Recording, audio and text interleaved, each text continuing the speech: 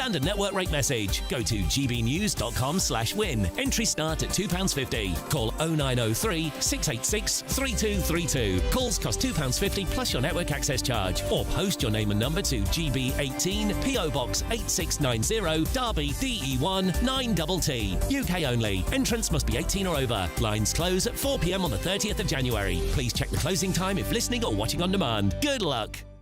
Nana Queer. Weekends from 3 p.m. Is this a true olive branch, or is this more to do with the fact that the Duke may well have got around his dad for full-time royal proper protection from Ravek when he comes to this country? Good afternoon, Nana. Well, if he can get the King to attend, it's a win-win situation. Win on a personal level because it will show the world that they're getting along. And also, can you imagine the media attention with Charles there, which will focus on the games and help with publicity. But also, secondly, I think it'd be a win situation because you'll have got the British head of state there as well, and you can see how people like Donald Trump absolutely adore King Charles. So he's got a global significance, and also the King is head of state of Australia, Canada, and New Zealand, and they're sending participants. So he might well want to attend for that reason. The King is a very empathetic man, and last June, for instance, is a photograph of the King bending down to kiss Sarah Ferguson's hand in the paddock at Royal Ascot. He was very forgiving and involved Fergie in church services at Christmas and Easter. I mean, it wouldn't have happened now, but he is somebody that is more forgiving than his mother was, or the Queen Mum. They were very determined to keep people like the Duke of Windsor out. Charles is more forgiving, and I think also he probably regrets very much that he's not seen his two grandchildren. I mean, he's only met Lilibet once, I think, when she was just born. So he'll be very, very keen, I think, to get there. And I think Harry. Likewise, I mean, there's no reason that the King will have a long reign or live as long as Queen Elizabeth or Prince Philip. So I think he knows that once anything happens to the King, then his chances of getting William as head of state into the Invictus Games are nil. GB News, the People's Channel.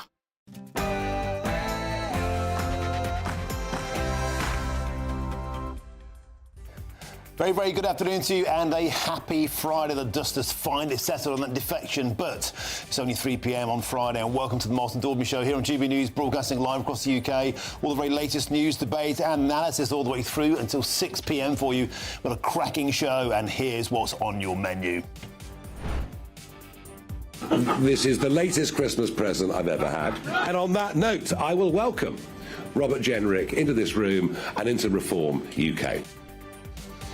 And as the political war of words rages in the aftermath of Robert Jenrick's defection, today GB News can exclusively reveal the first public opinion poll, since Jenrick joined Farage. And the British public have delivered a huge win for Reform UK and Nigel Farage, while the Tories have emerged significantly weaker. I must declare today that the Chief Constable of West Midlands Police no longer has my confidence. And as the pressure continues to mount on the under-fire West Midlands Police Chief Craig Guilford, all eyes will be on a shock press conference today at 4 p.m. this afternoon. Will the top cop get the chop? We'll be there for you live.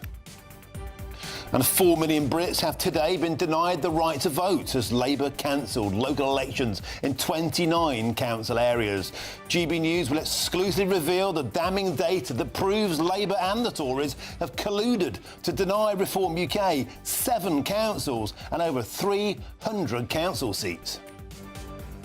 And astonishing new data exclusively obtained by GB News today shows that while immigrants make up only 10% of the population, they are responsible for 80% of all train thefts, and they're also 3 times more likely to commit sex offences. And I'll reveal today the full shocking data here only on GB News.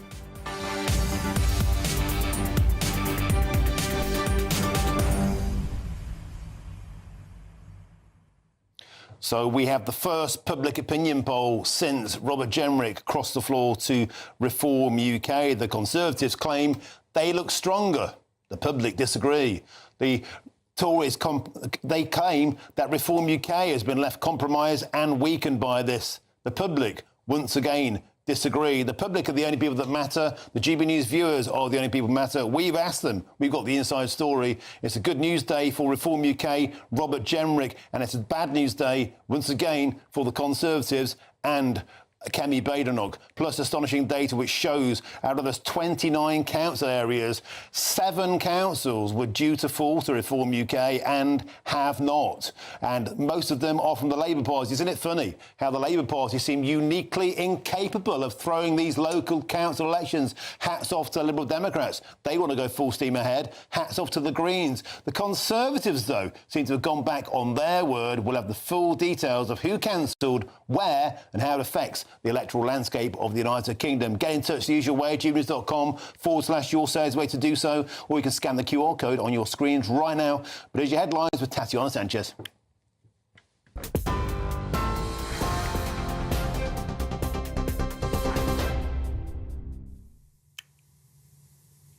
Good afternoon. The top stories this hour. Robert Jenrick has exclusively written to GB News saying Britain is broken, adding he's proud to be Reform's latest member. The former Shadow Justice Secretary yesterday announced he's joining Reform hours after he was sacked by the Tory leader Kemi Badenoch over what she called clear, irrefutable evidence that he was about to jump ship. Speaking at a press conference alongside Nigel Farage, Mr Jenrick called his former party rotten, dishonest and no longer fit for purpose. Nick Timothy, the new Shadow Justice Secretary, said he did not recognise the Tory party that Mr Jenrick had been describing. One of the things about yesterday that I think was really important was the contrast between Kemi's leadership as somebody who acted decisively and takes very seriously those challenges, and the sense of backbiting and backstabbing and the lack of seriousness that we see in too many politicians. Meanwhile, Kemi Badenoch has said she cannot do a deal with liars when asked about a possible pact with Reform UK in the wake of Robert Jenrick's defection. What I can tell your audience is that it's quite clear that Robert Jenrick tells a lot of lies, and you can't believe a word that comes out of his mouth.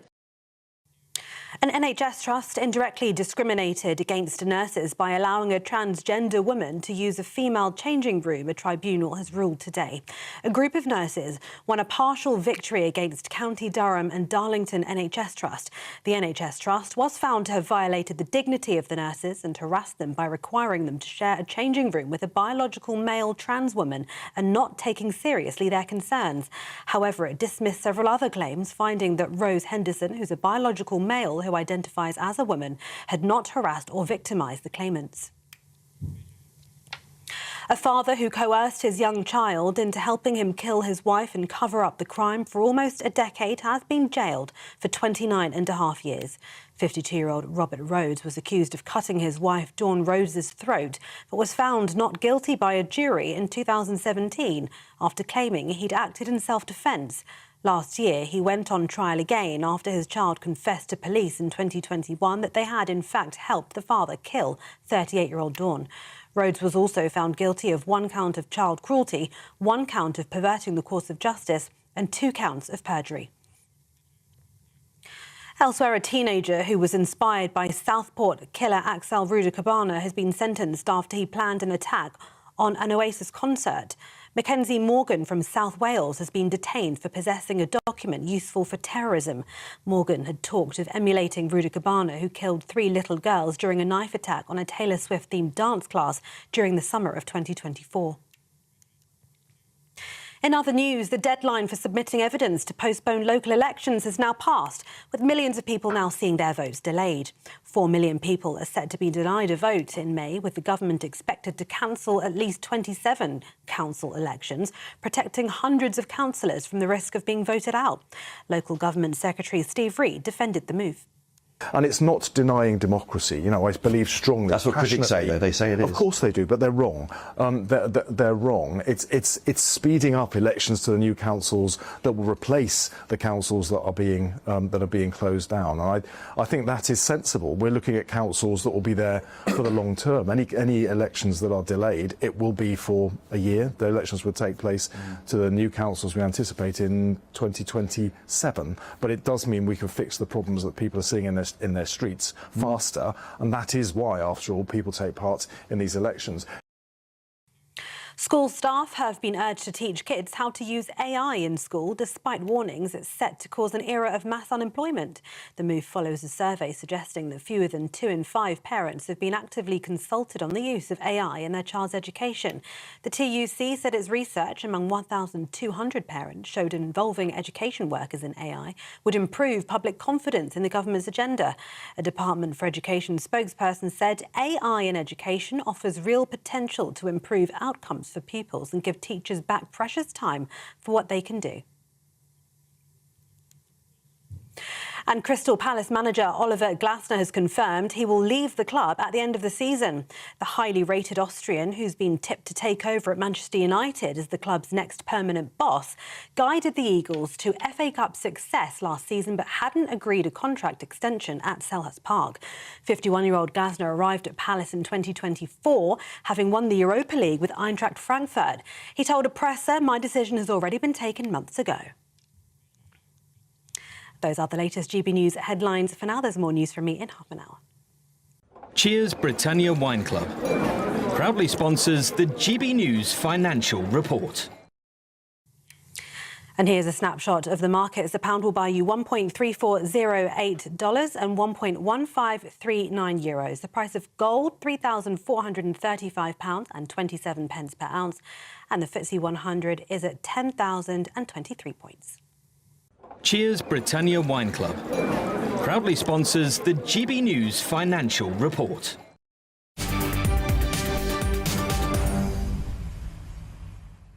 Thank you, Tadano. Just to announce now, exclusive interview with Robert Jenrick, the man of the moment. 5 p.m. today, our man Chopper is at Reform HQ as we speak, probing the latest defection to Reform UK. Exclusive interview, sit down with Robert Jenrick and Chopper, 5 p.m. only here on GB News. But ahead of that, who were the real winners and the losers in Robert Jenrick's defection to Reform UK? Well, in exclusive polling for GB News by our partners at Midlands Strategy, we today can reveal Nigel Farage emerged stronger than Kemi Badenoch, and the switch has made voters more likely to vote for Reform, with twice as many voters claiming defections from the Tories improves their view of Reform UK. Well, let's get the full analysis now from the head of research at Midlands Strategy, and that's Julian Galley. Julian, welcome to the show. An incredible set of data as the politicians continue to tear chunks out of each other. There's only one set of people that matters,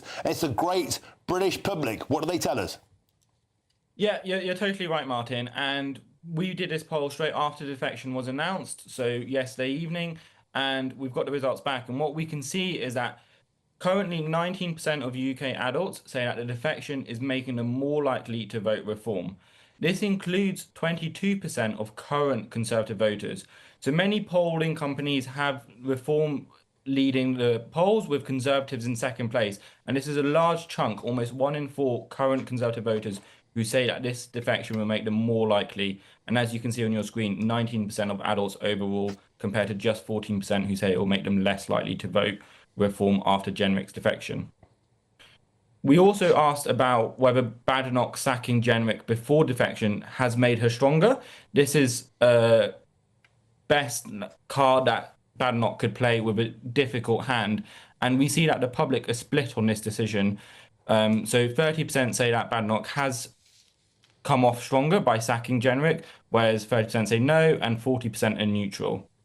But when we put this as a head-to-head between Farage and Badenoch, we asked which one comes out stronger. Is it Farage? Is it Badenoch?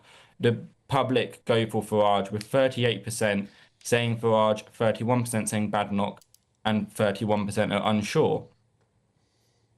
And looking at this idea of defections from the Conservatives as a whole, looking beyond Robert Jenrick, 1 in 3 Brits say that Reform taking defections from the Conservatives does improve their view of the Reform Party. 17% say it worsens their view, with 51% saying it makes no difference or are unsure, so they're neutral. That's 1 in 3 UK adults saying that it improves their view of the Reform Party, which is a significant chunk of voters.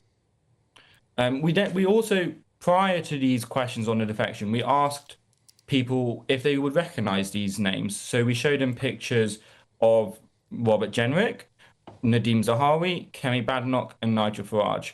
And you can see this impact that Robert Jenrick has as defection compared to names like Nadeem Zahawi, where 1 in 10, 11% of UK adults can recognise Nadeem Zahawi. This goes up to about 1 in 4 UK adults who could name Robert Jenrick after seeing a photo of them. Kemi Badenoch, as the leader of the Conservative Party, is obviously ahead of both of those and is seeing her name recognition go up. But all three of them are quite far behind Nigel Farage, who's obviously been in mainstream politics for the last 10, 15 years. But this shows how Robert Jenrick's name, although it's not universal, as some in Westminster may think, there are 1 in 4 roughly UK adults who say that they can name who Robert Jenrick is. We looked at whether this defection, amongst other stuff, and how the public would say whether the parties are strong or weak. So with Labour, 30% of the UK population say that the party is strong, 45% say it's weak. So overall, the population see the party as weak. This is similar to the Conservatives, but the gap between strong and weak is much more narrow. 34% see the Conservatives as strong, 37% say weak, which is a lead of only 3 points for weak. Now, when we get to reform, we can see a big flip in public sentiment. 48% say that the party is strong. 21% say it's weak. That's more than twice as much adults saying the party is strong than are saying it's weak. And with the Green Party, 27% say it's strong, 35% say it's weak. So a net lead for weak on the Green Party. OK, Julian, I'm going to interject that that's a lot of information for our viewers and listeners to take in. Let's just boil that down into a few simple lines. Who were the winners and who were the losers of this incredible transaction yesterday? Well, it's quite clear that the public think Reform are the winners, and that's what it looks like it's going to happen, with more current Conservative voters saying that they're planning or improve their likelihood of voting for Reform due to this defection. The other big winner is Nigel Farage. He has come out stronger than Kemi Badenoch. He has got a team building around him now with the defection of Robert Jenrick, defections like Zahawi, such as Danny Kruger. One thing we see in focus groups that people say is there's a lack of team around Nigel Farage, that it might be a one-man band, that Reform is just a Nigel Farage party. These defections help disprove that and help build momentum for Reform. OK, Julian, and there's one final thing you didn't go into here, but I've been pouring through this data since this morning because I'm just a data obsessive. The final question was, when you ask, is a party on the up or on the down, another key point, Reform came top on the parties going up. 55% thought the party was on its way up. Labour was only 24% up. They're right down there. Labour Party sinking like a stone. 59% of the British public think the Labour Party are going down. We can see almost a Premier League of political parties here, and it would seem from your polls, Julian Galley, quite clearly the momentum, not the Jeremy Corbyn style, the momentum is with Reform UK. Yeah, we see that, and it's clear that in Westminster there's been a lot of talk over December that the Conservatives have a lot of momentum, that Kemi's doing incredibly well. We've seen a shift of maybe 1 or 2 points in the polls, but what this shows is when the British people think about what party is doing well, what party has momentum, it's clear Reform is the party they see has improved the most in the short term and in the medium and long term as well. OK, we're going to leave it there. A huge amount of information, fascinating stuff. Thank you for taking time to do it.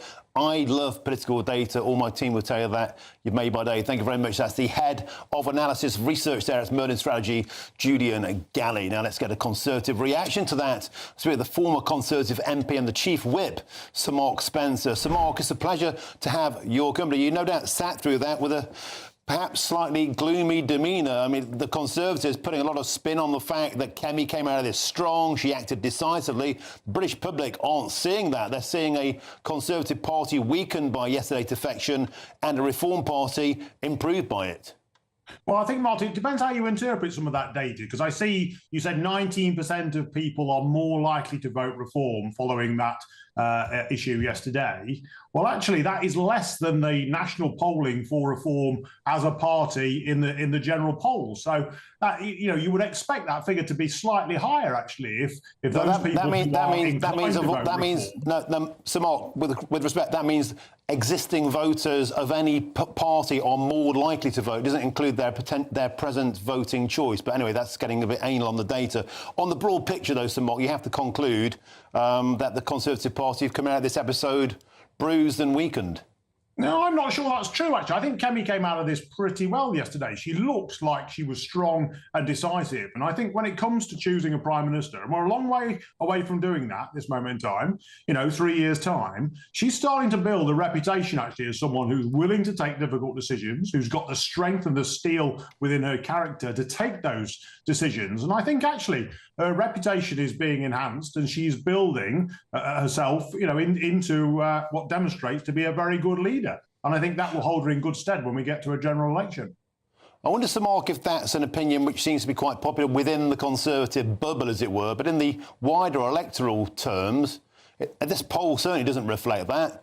And we have seen some consolidation of the wider polling, but I guess we'll need to wait to see for the first big opinion poll after this. I know polls aren't general elections, but is there a case to be made here that the Conservative bubble seems to be in a different existence to the wider electorate? I don't think that's true. I don't think that's true at all. I think the people I meet, normal people in the street on a regular basis, pretty much all say to me, she's improving, actually. She's a lot better. And now I can see, that she's starting to build a case. She's making those arguments and her profile is going up. She's communicating and getting across to people what she's about, what her values are. And actually, I think she's starting to build a reputation that is positive out there with the public. And we're a long way away from a general election. And, we have to accept we got quite a lot of stuff wrong when we were in government. And that's going to take time for people to forgive us for that. And we need to, take some of that on the chin. But she's doing that. She's making those arguments. She's demonstrating she's learned the lessons of the mistakes we've made. And she's also showing that she's got the steel and the ability to see us through some of these challenges.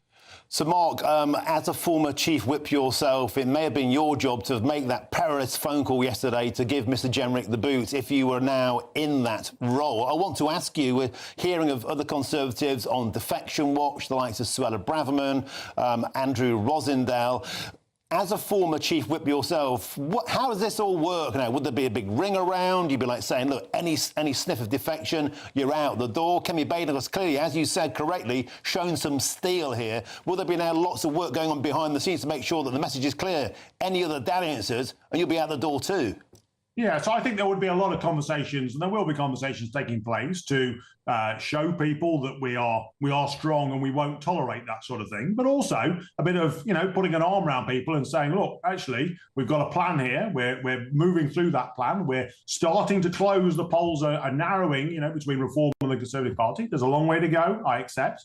But, I think we're moving in the right direction. So there would be a bit of sort of putting an arm around people and saying, stick with a plan here, stick with Kemi. She knows what she's doing. She has a plan. She's demonstrating that she can deliver.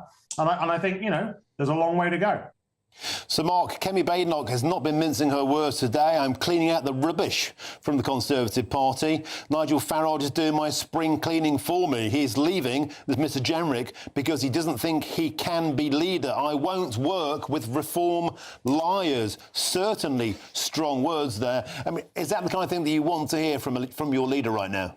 Well, I think it does demonstrate the frustration within the Conservative Party. And I'm sort of, feeling that frustration myself as a former supporter of Robert. I was helping him with his leadership campaign. And you do feel that sense of betrayal. It feels very personal when these things happen. And you feel, I'm still in that sort of grieving stage, I suppose, to a certain extent, in that, you are shocked at those moments that someone who was sat in a room with you, looked you in the eye and told you one thing, has done exactly the opposite. And that's very difficult to compute sometimes. Now, I think with Kemi, you don't get that. She is the sort of individual that will look you in the eye and tell you what she thinks directly. She's not someone who will mince her words. And I think that's what I want to see in a political leader.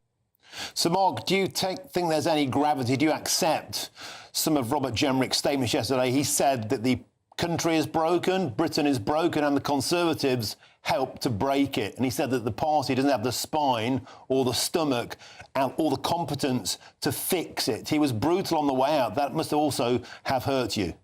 Yeah, to an extent, but I think, some of that is true and that we did make mistakes. And we do have to own those mistakes, but we need to communicate that we've learnt from those mistakes, that we understand the things we got wrong, and that we have a plan to put those things right if we're lucky enough to get back into government. But at the same time, that we've got leadership which has the strength of character and the plan to deliver those changes that the British public want to see. So I accept some of it, but I think, where I disagree with Robert is who is best placed to do that. Now, the Conservative Party has an awful lot of experience and of knowledge and ability to see those changes through. And I think in Kemi, we've got someone strong enough to do it. OK, thanks for your time. I truly appreciate it. That's the former Conservative MP and the Chief Whip, Sir Mark Spencer. Now, don't go anywhere, because next, 4 million Brits have today been denied the right to vote as the Labour Party has cancelled a raft of local elections. Who are the winners, who are the losers, and we'll prove conclusively that this was democracy denied. This is GB News, Britain's #1 news channel.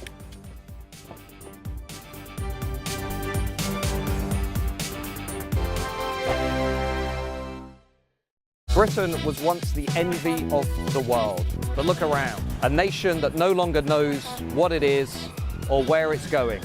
A country that's broken. How do we fix Britain? How do we bring it back? Friday night with Matt Goodwin at 8 p.m. only on GB News.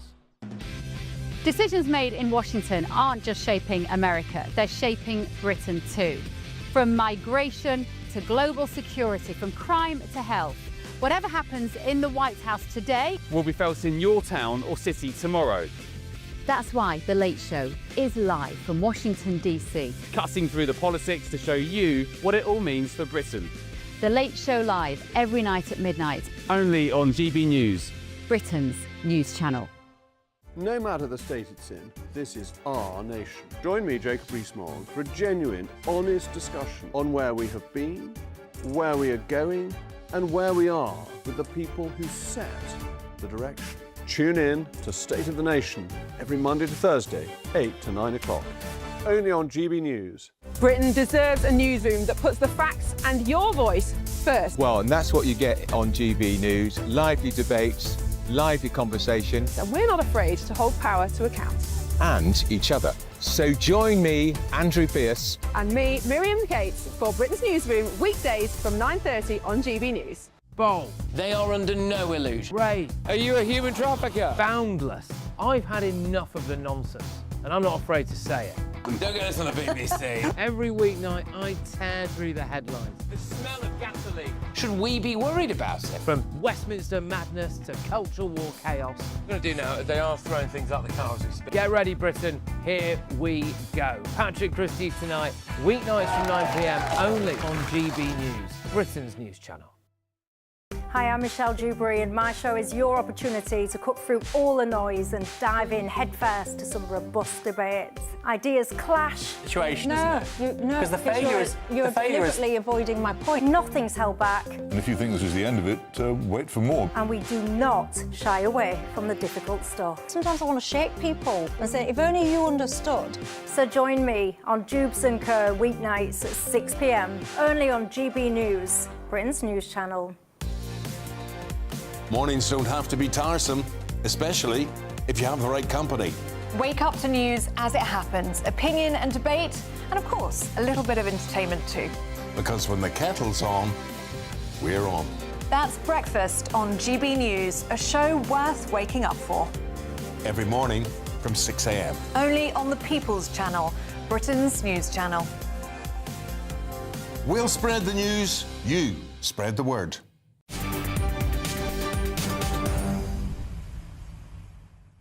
It's 3:26. I'm Martin Daubney. This is GB News. Now, the chief constable at the centre of the Israeli fan ban has been allowed to retire rather than to be sacked. Wow.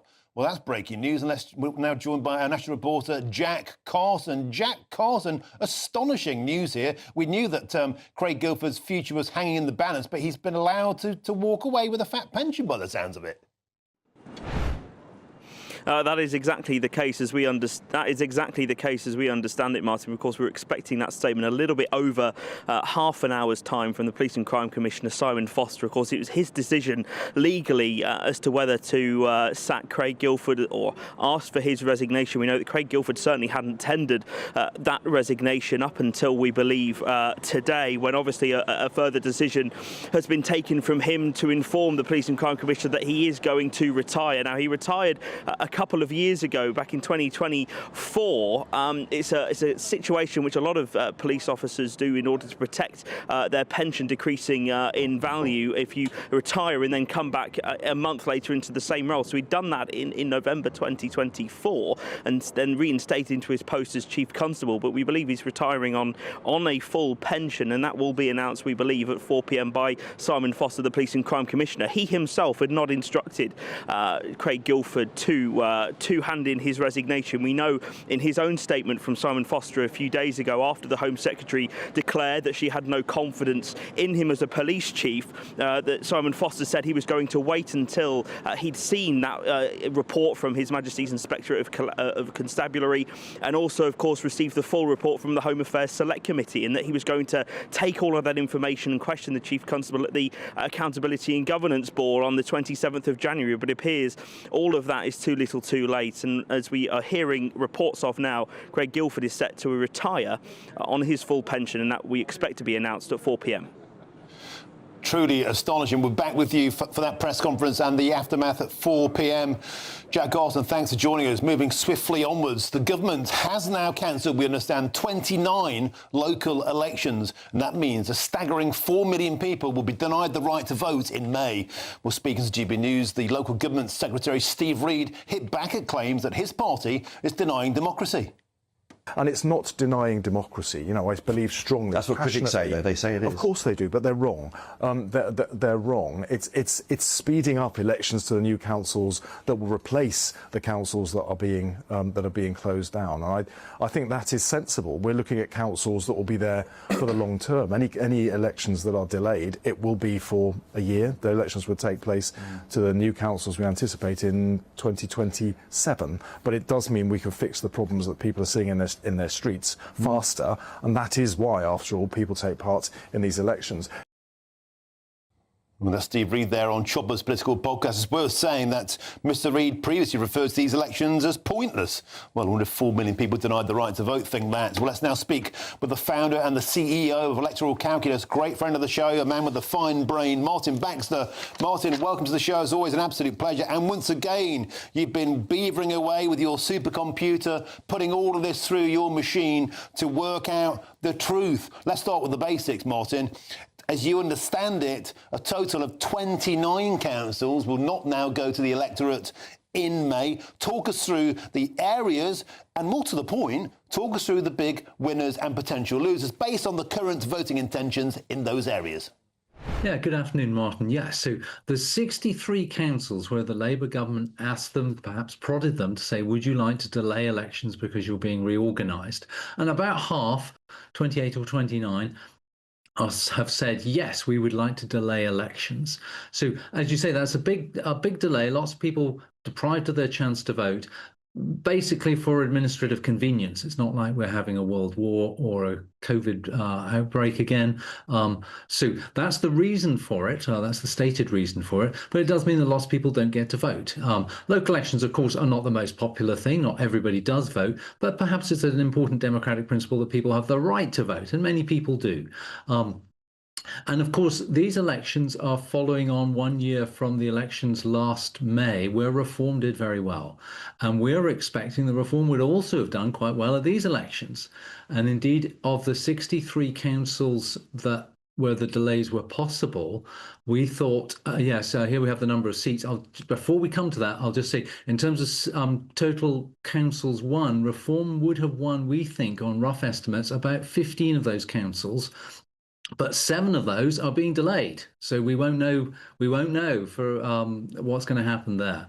So, as it were, half of the councils that Reform might have won have been snatched away. And you see it here. Martin, I was going to interject at that point because I just want to punch this along. So 7 councils pulled away from Reform having the rights to vote. 7 councils where Reform were likely to have won, and then when we dig look into the balance of who controls those councils. Martin Baxter, I'm struck by something which is irrefutably obvious. The overriding cancellations in this master list of 29, 22 of them are Labour controlled. And when we look at the ones that Reform most likely could have won, but now will be denied, how many of them were controlled by the various parties? Talk us through that. OK, let's just go through the sum very quickly. So Basildon, we think, would have been a Reform gain from Labour, as would Burnley. Harlow, Reform gain from Conservative. Hastings, Reform gain from Green. So there is a mixture. Nuneaton, gain from Labour. Thurrock, gain from Labour. And West Sussex, gain from Conservative. So there's a bit of a mixture all over the place, but Labour is a lot of it. And we see in the figures here, thanks for this, that Reform would have won 300 seats fewer because of the delays than expected, whereas Labour only loses about 60. So the Reform-Labour gap is much smaller under the councils that are certain to go ahead than all the councils that were originally scheduled to take place. So Martin, again, just to recap on that. So of the 7 areas where Reform have been denied a likely victory, looking at current polling, 4 are controlled by the Labour Party, 2 controlled by the Conservative Party, 1 by the Green Party, and that precipitates 325 councillors fewer due to this cancellation than if they'd gone ahead. Now, when you look at that, that's 3 times more losses for the Reform Party than the nearest party, which is the Labour Party. It certainly seems, Martin Baxter, to add to this thesis that this set of cancellations has particularly precipitated pain for Reform and gain for the Labour Party. I mean, yes, as you say, it's suggestive. There's no direct smoking gun evidence that this has been done for political news management reasons, but it's a little, many people think it is, and it's certainly, the evidence is not inconsistent with that. Let's put it that way. Let's remember the bigger picture as well, which is that these delays are taking place because of a big reorganisation of local government, that district councils are being abolished and merged up to county or unitary level. And there hasn't been a democratic decision to do that either, that local people have not been consulted on the abolition of the district councils. That's just happening. So overall, it's not a great democratic demonstration by the Labour Party, which in a way is a bit of a shame because our polling shows that Labour supporters are among the most democratic people in the whole country. And it's worth pointing out that, again, perhaps I'm being a conspiracy theorist. I know, Martin Baxter, you're far more democratic than I am.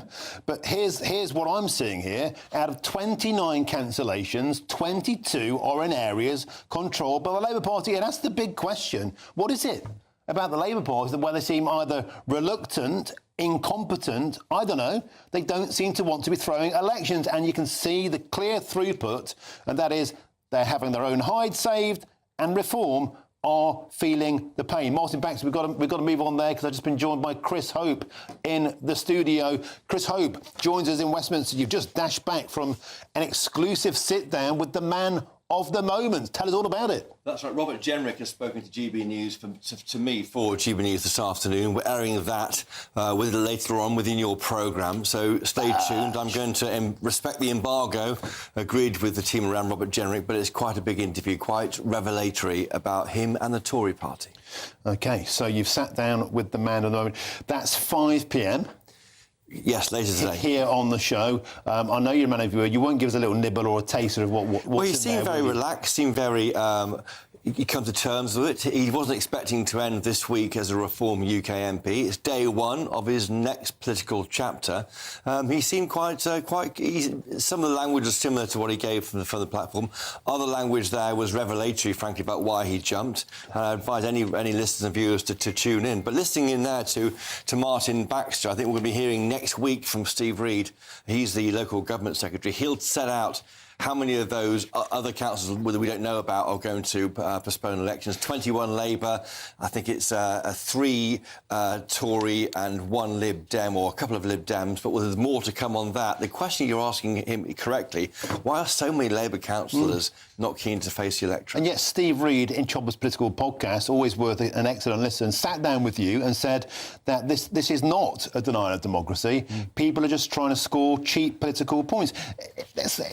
People just... I wonder sometimes, Chris, I often sort of headbutt the desk, chew chair legs. I just think politicians live in a parallel universe. This matters. It matters to be denied the right to vote. It sincerely and utterly is the cornerstone of British democracy. Well, it's that and it's Magna Carta. It's suspending the right to a jury trial in all cases. The government seems willing to talk them away from those areas. On the issue of councillors, they're saying they'll get rid of 5,000 duplicate councillors at county and district level. That will save alone 35 million quid. So what they're trying to do, the big picture, is getting rid of elected people if they're doubling up. Well, let the electorate get rid of elected people. Yeah. That's the point. Well, the difficulty to understand is why couldn't they do both things at the same time? I can both read the newspaper and have my supper at the same time. Why can't they, frankly, shake up councils and get elected at the same time? That's because you're a man of many talents and you can multitask despite the fact we are men.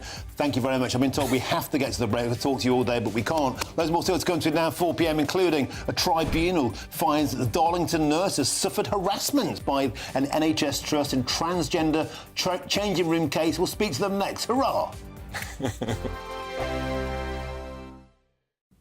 Very good day to you. This is your GB News weather update coming to you from the Met Office. And now as we go through the rest of today, overnight and into tomorrow, yes, there will be some further showery rain around, but it's the mist and fog, the murkiness, which could cause some problems tomorrow morning. And that's due to the fact that the low pressure, which is currently sitting just to the west of Ireland, is actually filling, becoming less intense. So the blustery winds that we've had, particularly across western, southwestern parts today, they will be easing. Overnight then, yes, there will be some showery bursts of rain around, these feeding their way further northeast. Many places likely to see a bit of rain, but quite a few spots staying largely dry. But as I mentioned, it's the mist, the fog, the murkiness that could cause some problems. Temperatures for many not dropping a huge amount, but where we get some breaks in that cloud, clearer skies, allowing for a touch of frost in places. For example, the far north of Scotland could be a bit frosty first thing, and here there could be some patches of radiation fog developing, and that could be locally dense. Meanwhile, elsewhere, yes,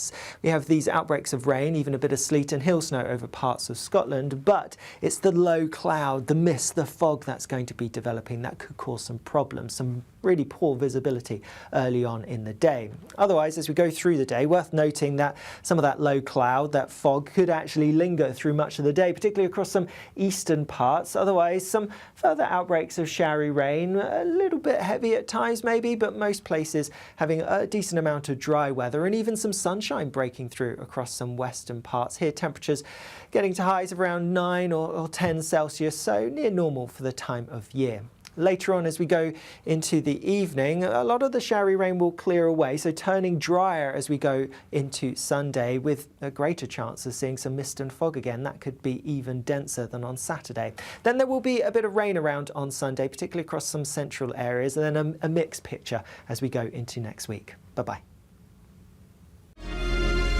Thank you to our global community for watching and listening to GB News. We're not only the #1 news channel in Britain, we're chosen by you around the world.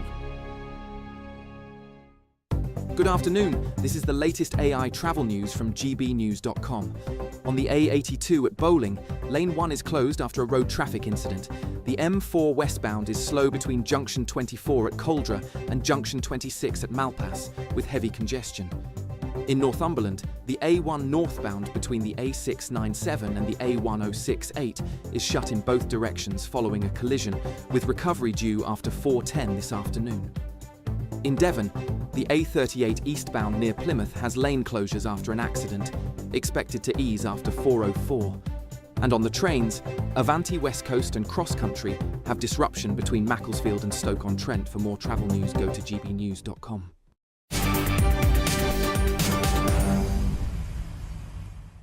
Welcome back. It's 20 to 4. We've got a corking story for you now. An employment tribunal has ruled that 8 Darlington nurses were harassed by their NHS trust after raising concerns about sharing female changing rooms.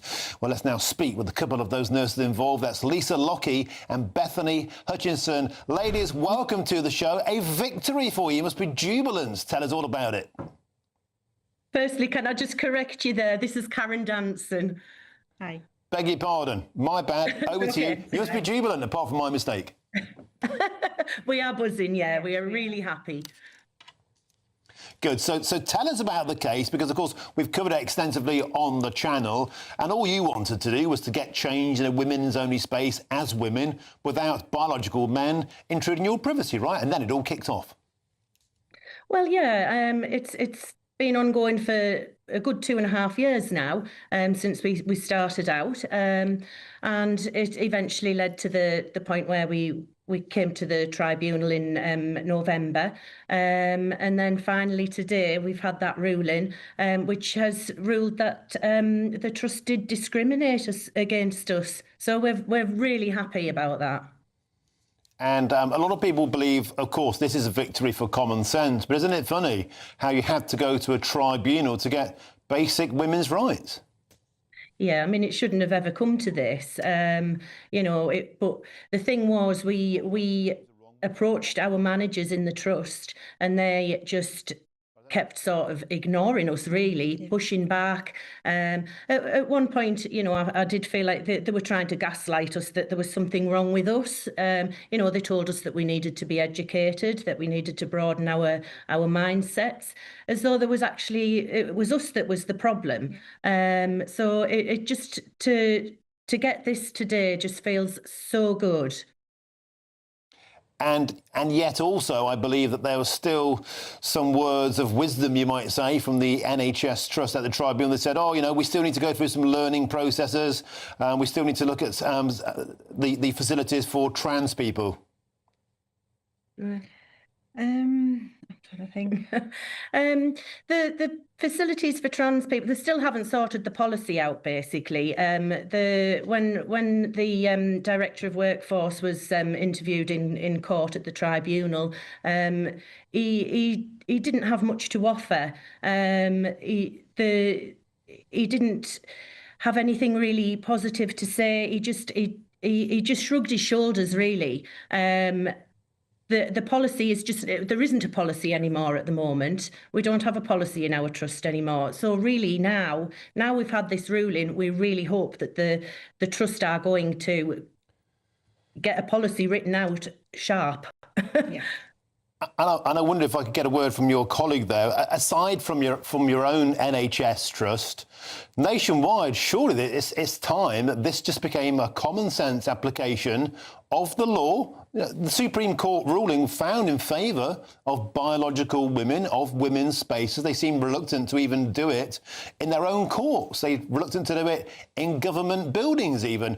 Maybe every NHS trust needs to follow your lead. You're the pioneers here. Oh, hopefully. Like you said, the Supreme Court clarification was April last year, and the government had just been dragging their feet. So now they need to act quickly. The policy has been deemed unlawful, so hopefully it changes our policy and every other policy in the NHS regarding this. Do you think that our public bodies just seem to have a particular women problem? As a bloke, I don't understand why the law doesn't enshrine sanctity and protection for women's spaces. Surely that should be the norm. Hopefully. I think they've become totally captured by the ideology. I think Stonewall had a massive part to play, and women became frightened to actually speak out, and we just felt that we needed to speak out. We needed to do something about it. We weren't happy. And when you've got a bunch of women that are unhappy but too frightened to speak out, it's not a good situation. We hope that we've actually given some sort of confidence and courage to women to speak out and complain if they aren't happy. And we're starting to hear more and more stories of people who aren't happy with trans colleagues using their safe female spaces. Well, look, you're probably too humble to say it yourself, but, you know, not all heroes wear capes, but a lot of people watching this will think your actions have been pretty heroic. So thank you very much for joining us today, Lisa Lockie and Karen Hansen. Thanks for your time. And go and have a glass of something fizzy, you deserve it. Now, a spokesman for the County Durham and Darlington NHS Foundation Trust told GB News this: "We're taking time to review the judgment carefully and will comment further once we have had the opportunity to consider it in full." Now, coming up next, very shortly, we'll be hearing live from the West Midlands Police Force as the Maccabi Police Chief has been allowed to retire with a full golden handshake, a full pension, instead of being sacked. That's next on GB News. Britain was once the envy of the world. But look around. A nation that no longer knows what it is or where it's going. A country that's broken. How do we fix Britain? How do we bring it back? Friday night with Matt Goodwin at 8 p.m, only on GB News. Good afternoon, Britain. Weekdays from midday. The University of Bristol has been threatened with legal action by a leading academic who led a recent government review into sex and gender data collection.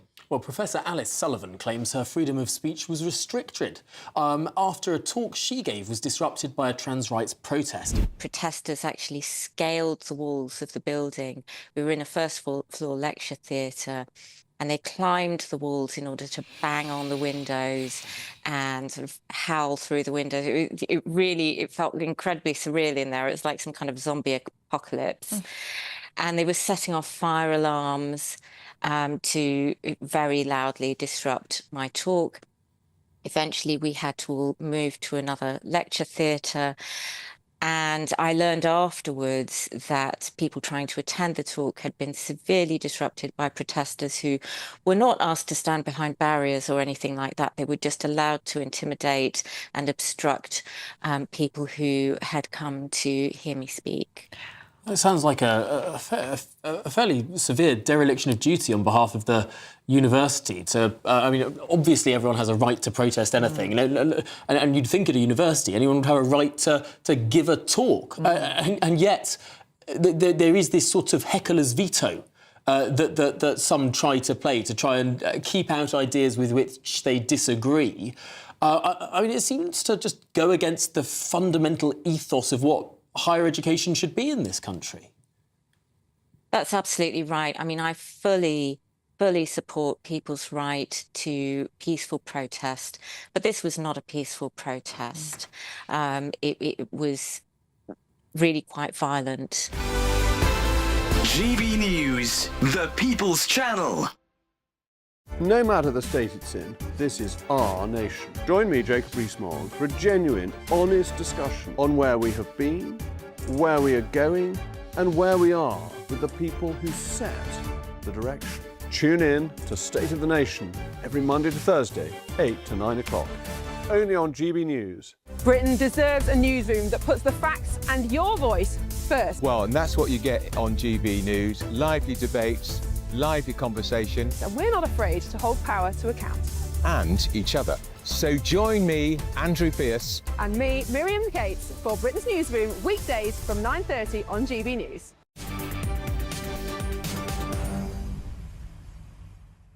Welcome back. It's 10 to 4 now. The Police and Crime Commissioner Simon Foster will be delivering a statement. That's for the West Midlands Police, of course, at 4 p.m. It's around about 10 minutes' time. And it's widely expected that the Chief Constable, Craig Guilford, will be announcing his retirement. Well, moments ago, Reform UK's head of policy, Zia Youssef, has responded to the news, saying Craig Guilford should not be allowed to retire as West Midlands Police Chief. He should be held accountable for his actions, while Ayub Khan, MP for Birmingham, Perry Barr, has also said today marks a dark and shameful chapter for Birmingham and the wider West Midlands. Now, we're expecting that statement imminently. I'll bring you that live, of course, here on GB News. But ahead of that, let's get some reaction now from a guy who knows all about this and how it works. That's retired Scotland Yard detective Mike Neville. Mike, always a pleasure to have your company. A lot of people watching this, Mike, will be going, how can you walk away with a full pension after seemingly being in charge of what is clearly bad practice? But you were telling me, actually, He's already on a full pension. He's already on a full pension. So what happened with him, at 30 years, in 2024, he retired.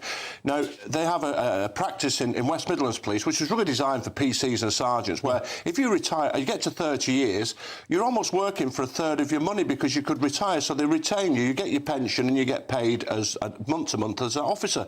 He took advantage of that as a chief constable. So he took his full pension in 2024. He's been paid that full pension ever since. And on top of that, the cream on top, he's been paid as a chief constable. But the thing is here, is if he'd been sacked or charged with gross misconduct and then retired, he would have been put on a list where you're barred from any policing activities. Again, you can't take part in anything. That's not happened to him. So he could go away, come back, get another job in policing in the UK, and I think people will be outraged by that. You're actually saying that an individual, and by the way, he's been saying this, but he feels unfairly treated.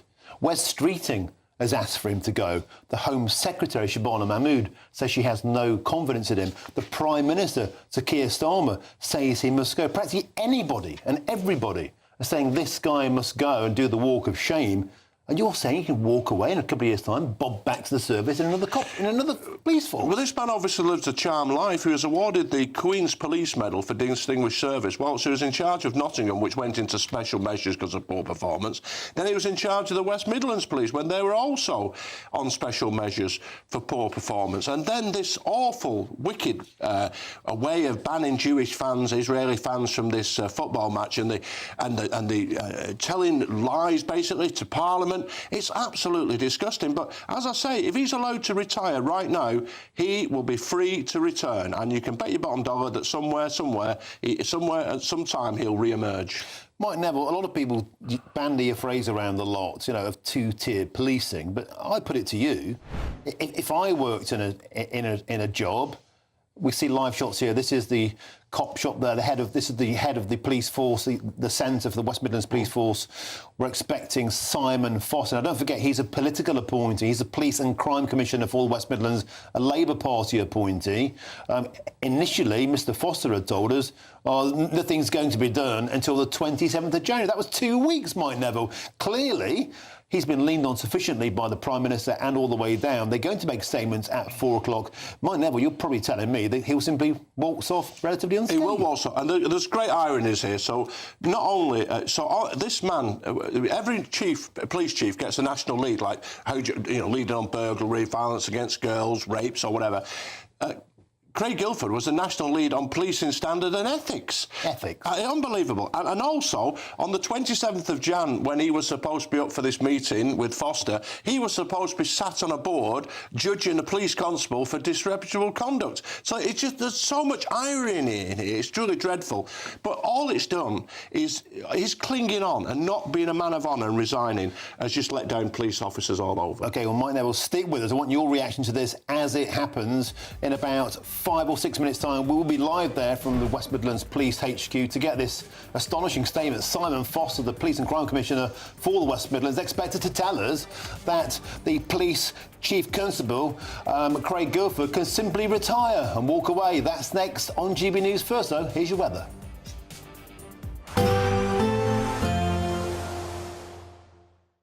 Expect warm spells with the odd rude interruption.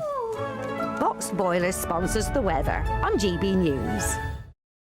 Very good day to you. This is your GB News weather update coming to you from the Met Office. And now as we go through the rest of today, overnight and into tomorrow, yes, there will be some further showery rain around, but it's the mist and fog, the murkiness, which could cause some problems tomorrow morning. And that's due to the fact that the low pressure, which is currently sitting just to the west of Ireland, is actually filling, becoming less intense. So the blustery winds that we've had, particularly across western, southwestern parts today, they will be easing. Overnight then, yes, there will be some showery bursts of rain around, these feeding their way further northeast. Many places likely to see a bit of rain, but quite a few spots staying largely dry. But as I mentioned, it's the mist, the fog, the murkiness that could cause some problems. Temperatures for many not dropping a huge amount, but where we get some breaks in that cloud, clearer skies, allowing for a touch of frost in places. For example, the far north of Scotland could be a bit frosty first thing, and here there could be some patches of radiation fog developing, and that could be locally dense. Meanwhile, elsewhere, yes, yes, we have these outbreaks of rain, even a bit of sleet and hail snow over parts of Scotland, but it's the low cloud, the mist, the fog that's going to be developing that could cause some problems, some really poor visibility early on in the day. Otherwise, as we go through the day, worth noting that some of that low cloud, that fog, could actually linger through much of the day, particularly across some eastern parts. Otherwise, some further outbreaks of showery rain, a little bit heavy at times maybe, but most places having a decent amount of dry weather and even some sunshine breaking through across some western parts. Here, temperatures getting to highs of around 9 or 10 Celsius, so near normal for the time of year. Later on, as we go into the evening, a lot of the showery rain will clear away, so turning drier as we go into Sunday, with a greater chance of seeing some mist and fog again. That could be even denser than on Saturday. Then there will be a bit of rain around on Sunday, particularly across some central areas, and then a mixed picture as we go into next week. Bye-bye. Expect warm spells with the odd rude interruption. Box Boilers sponsors the weather on GB News.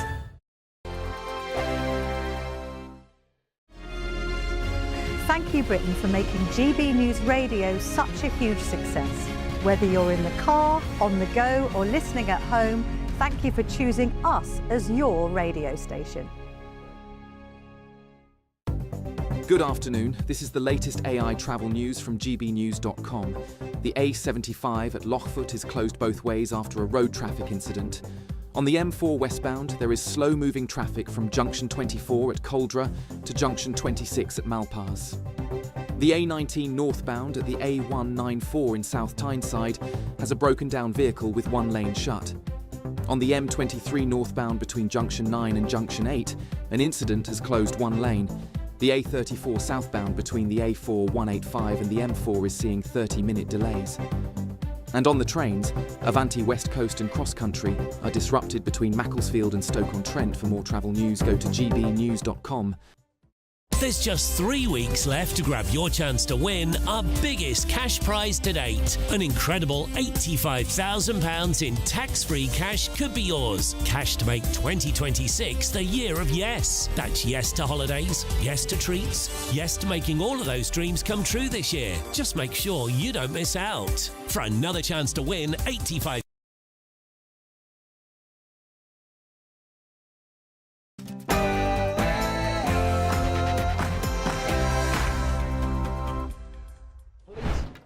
The wider West Midlands.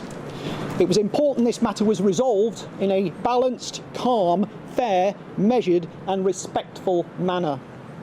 The Chief Constable's retirement follows the decision of the Birmingham City Council Safety Advisory Group, based on the recommendation of West Midlands Police, to ban away fans from attending the Europa League football match between Aston Villa and Maccabi Tel Aviv on the 6th of November 2025. West Midlands Police have been subjected to understandable, intense and significant oversight and scrutiny as a consequence of events that led to the recommendation it made to the Safety Advisory Group. That has included the letter from His Majesty's Inspectorate of Constabulary that was published as recently as Wednesday, the 14th of January.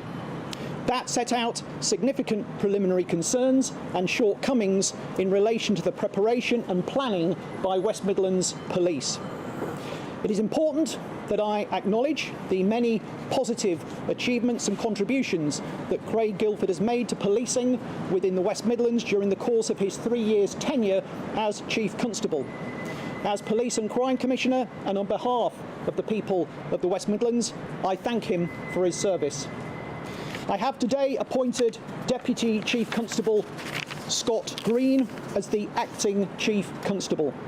We have already met to discuss the actions that the force must take to rebuild trust and confidence amongst all the people and communities of the West Midlands, including addressing the significant matters identified in the letter from HMIC.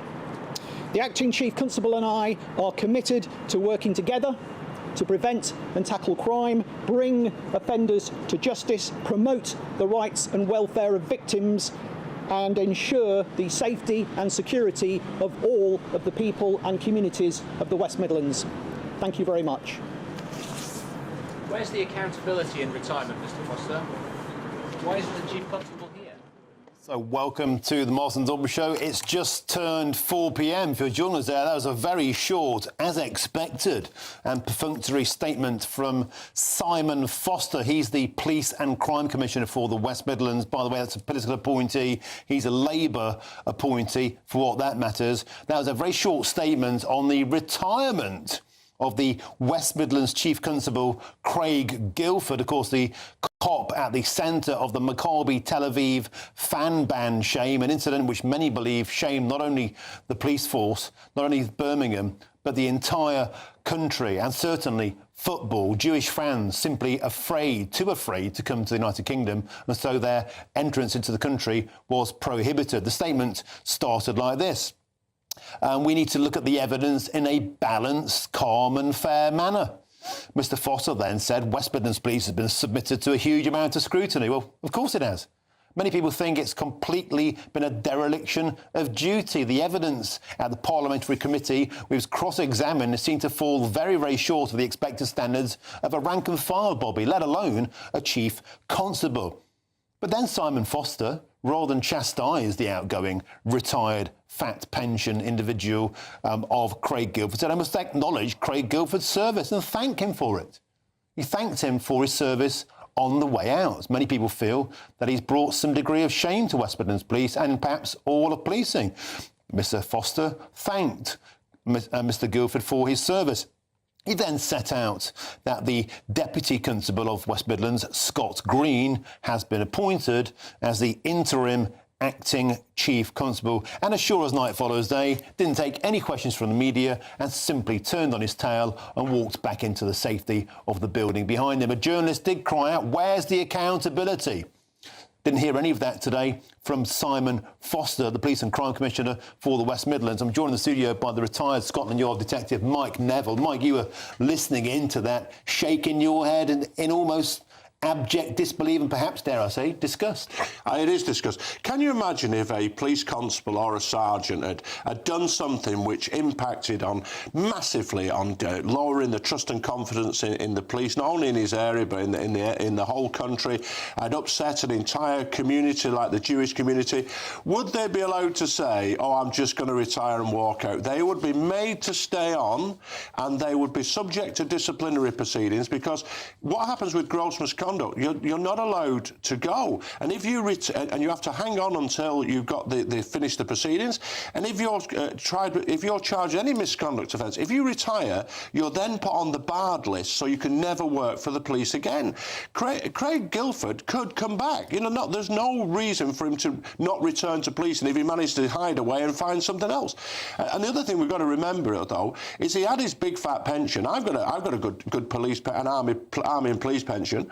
But he got that in 2024, and then he reinstated himself, so he's been on double bubble. He's been on the full whack police pension and chief constable's pay, and so off he goes into the sunset, and he could return. And as you say, he's never been held to account. Why wasn't he on those steps to answer? And there's still the possibility that the officers involved in this fiasco of using AI, getting all this false information, collating it all together, they could still face disciplinary proceedings while the man in charge is off into the sunset. It's disgusting. That's the old situation of the manure flowing downhill. So some bobbies, some lower rank and file coppers could still get the trouble for the chaos created by the head of the chain of command.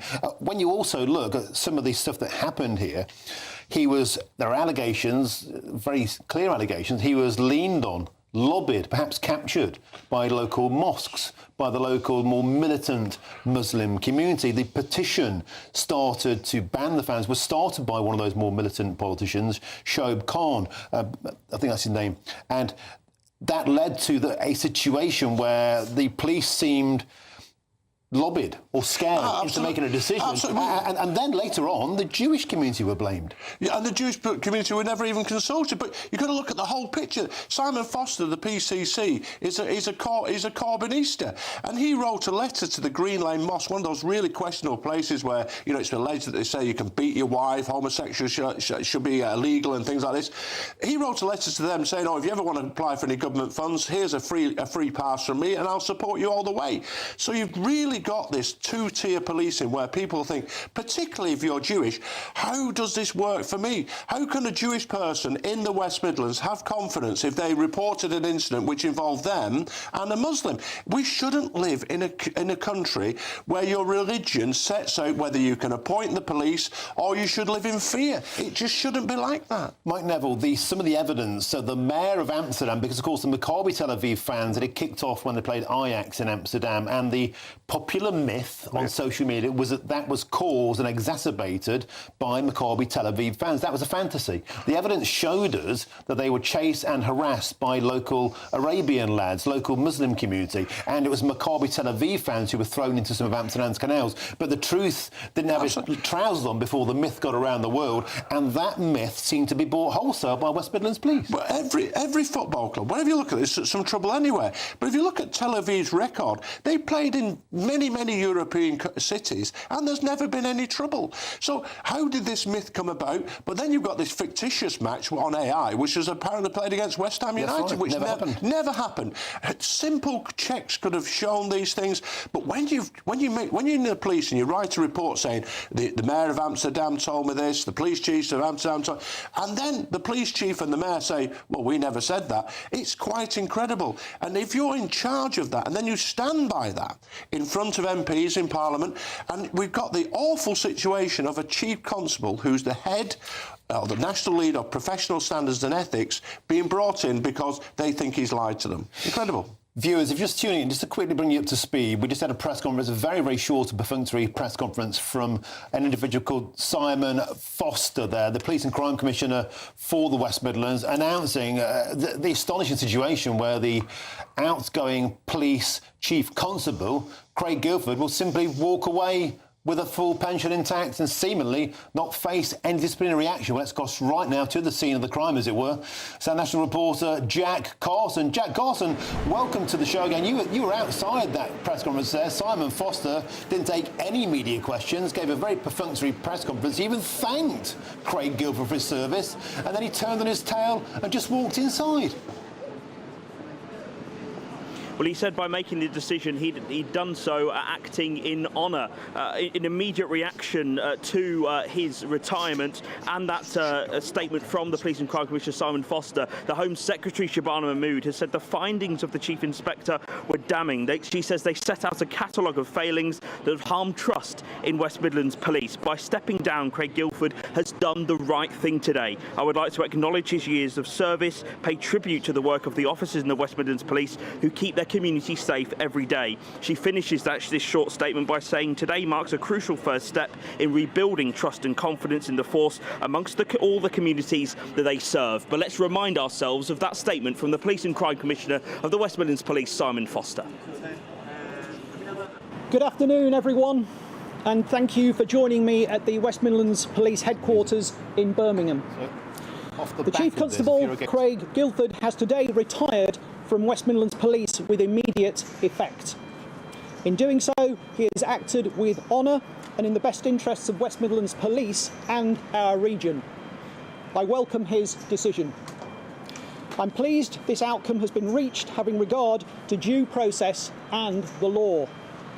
That has prevented what might otherwise have been a complex procedure that would have caused significant distraction, impact and cost to West Midlands Police and the wider West Midlands. It was important this matter was resolved in a balanced, calm, fair, measured and respectful manner.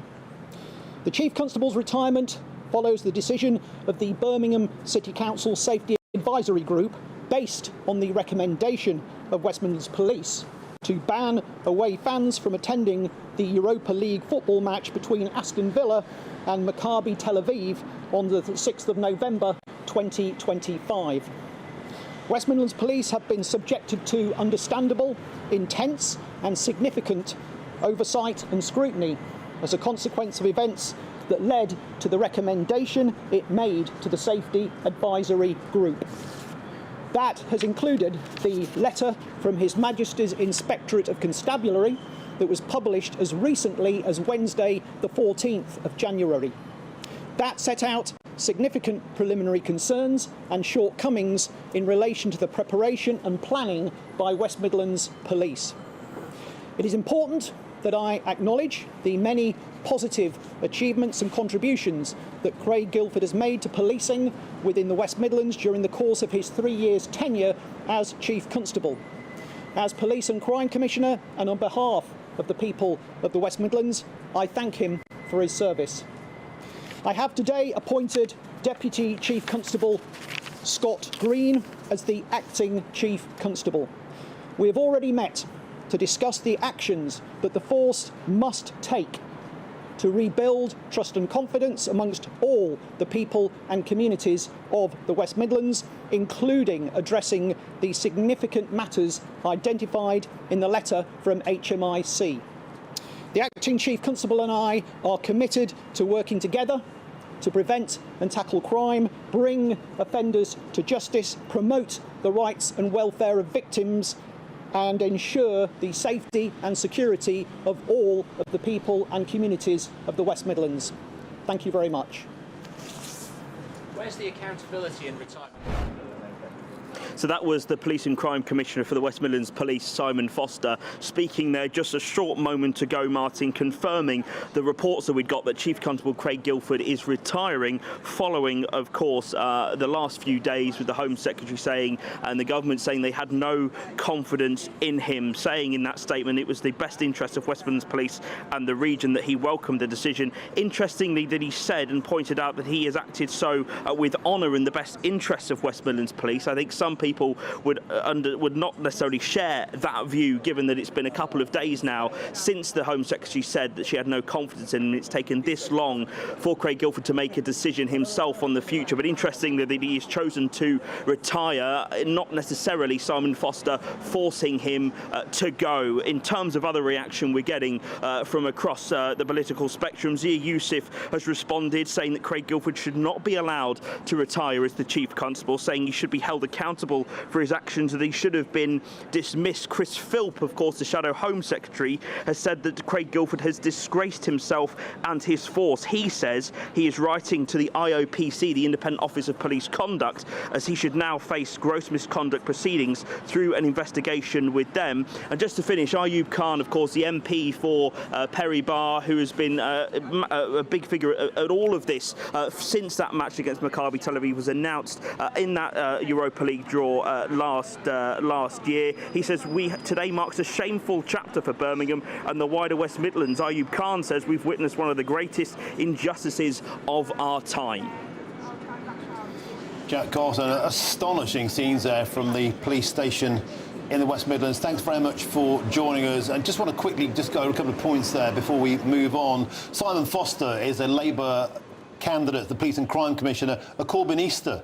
That petition to ban fans from that match was driven by that parliamentarian there, Mr. Khan you're talking about, and it was backed by Jeremy Corbyn. Join all that together, I think we can see a picture emerging. Jack Carson, thank you very much for joining us. Got a statement here to read out from the Home Secretary, Shabana Mahmood, responding to PCC Simon Foster's statement.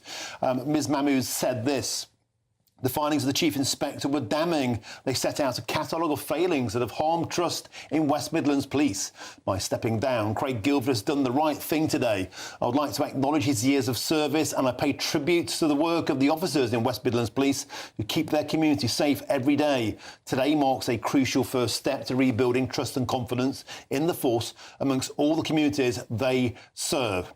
And I'm still joined in the studio for full reaction by the retired Scotland Yard detective, Mike Neville. Mike, a lot of people tuning into this now will simply feel that if you're the top brass in a police force, and despite provable and clear errors of judgment, errors of policing, You simply never face the music. I saw it all the time. I saw chief officers being able to just swan away, where police officers, PCs and sergeants, inspectors would be held in, charged with gross misconduct, not knowing what's going to happen with their family and life. You know, investigations going on for months and months and months. And then, you know, they were treated dreadfully while the top brass just get away with it. But I think really to restore trust and confidence here, Simon Foster needs to go as well. He helped Guildford to cling on to this. He has been seen as a chief supporter. The government wants rid of these police and crime commissioners. They voted to get rid of them. I think it's time to get rid of him now. He's been part of the problem here. And I think if they're going to restore trust and confidence for all communities, like the Home Secretary said, particularly the Jewish community, I can't see the Jewish community having any trust in Simon Foster.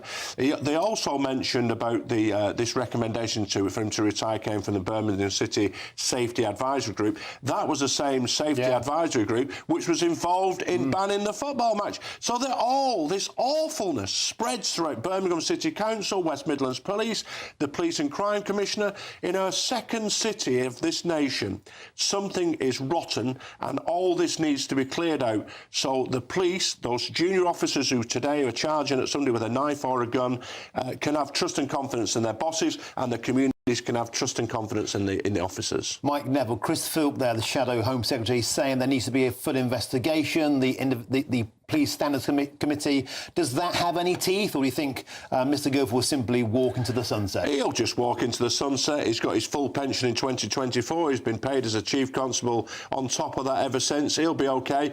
And you know what the tragedy is? A part of an investigation, and some poor old sergeant will be hung up to dry as they'll be held responsible for it because they're still serving, and that'll be the end result. So once again, the officers at the bottom are punished, the officers at the top swan off. Mike Neville, do you think this is a shameful day for British policing? It saddens me, Martin. I think it is a sad day. Every young officer on the beat is going to have to carry this. The public see this. And Guildford, they say he acted with honour. If he was a man of honour, he would have gone 3 and 4 days ago. He would have gone well before this. Foster too, but they'll cling on because they paid good money. And once again, we see what was British policing is one of the greatest institutions in the world. People saw British police as a model, and it's been dragged through the mud. And they talk about, oh, we've done all this diversity, we've done all this wokeism. If it's that good, how come trust and confidence in British policing at the moment is lower than it's ever been before? Sobering words there from you, Mike Neville, retired Scotland Yard detective. Thanks for your expertise. As ever, I truly appreciate it. Thanks for popping in to see us today.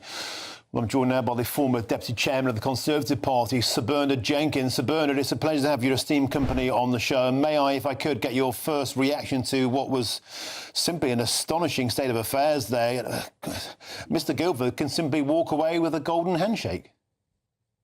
Well, I'm afraid that's become very much the norm. There was a permanent secretary who resigned on Priti Patel, and he got paid out despite having resigned.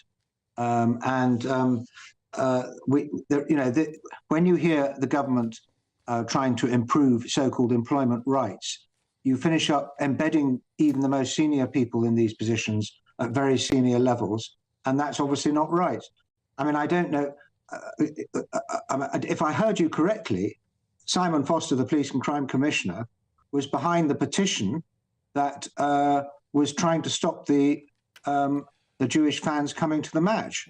No, well, just to clarify that point, if I could. So the petition was started by the local parliamentarian for Perry Barr. There's an independent MP, Mr. Khan, but it was signal boosted and encouraged by Jeremy Corbyn. And the Police and Crime Commissioner, Simon Foster, is a Corbyn fan himself. So I don't believe that the PCC... Okay. Right, you've clarified that. I withdraw my remark so that you don't get sued for broadcasting my remark. Thank you. But clearly, these... You know, when somebody, if a police chief constable loses the confidence of the Home Secretary, they should go. And if they don't go, then the Police and Crime Commissioner or the Mayor or whoever is responsible should sack them. And it sent a terrible signal that he was allowed to hang on in order to secure his pension. And that seems to me wholly wrong. And we need to look at the, I mean, the government could could pass some legislation to prevent that happening. And I imagine Shabana and Mahmood is pretty angry about this. Sir Bernard, we must think about what this says to the Jewish community, not just of Birmingham, but for the entire nation. Anti-Semitism is through the roof, and it has been since Hamas invaded Israel on October 7th, 2 years ago. A KC, Jonathan Hall, actually recommended the West Midlands Police should be investigated itself because there was clear evidence in the report that the local Muslim community, some of them, only a tiny minority, but nevertheless some of them, had decided to arm themselves and turn up at this match. That was a part of the jigsaw that created a situation where it was deemed too unsafe to allow those fans onto British soil, too unsafe for Jews to come to Britain. How can that happen on a police force's watch? I'm totally in agreement with you about the unacceptability of the way that anti-Semitism is manifesting itself in so many walks of life. I mean, we had the school which banned a Jewish MP from attending the school. I mean, this is unbelievably anti-Semitic, and it got permission in our system for some reason, and it needs to be rooted out. And that depends upon the leadership. But it was only a few years ago, as you pointed out, that the whole of the Labour parties was rife with anti-Semitism under Jeremy Corbyn. And we've seen also the blindness about the inability to deal with things like the grooming gangs, because people have these prejudices that somehow they must protect certain minorities, and that means, in the end, victimising others. This is and in the grooming gang scandal, it was young women and girls. I mean, you just can't make it up. It's just awful. So all these things, it's how the political correctness and the wokery has got into our system.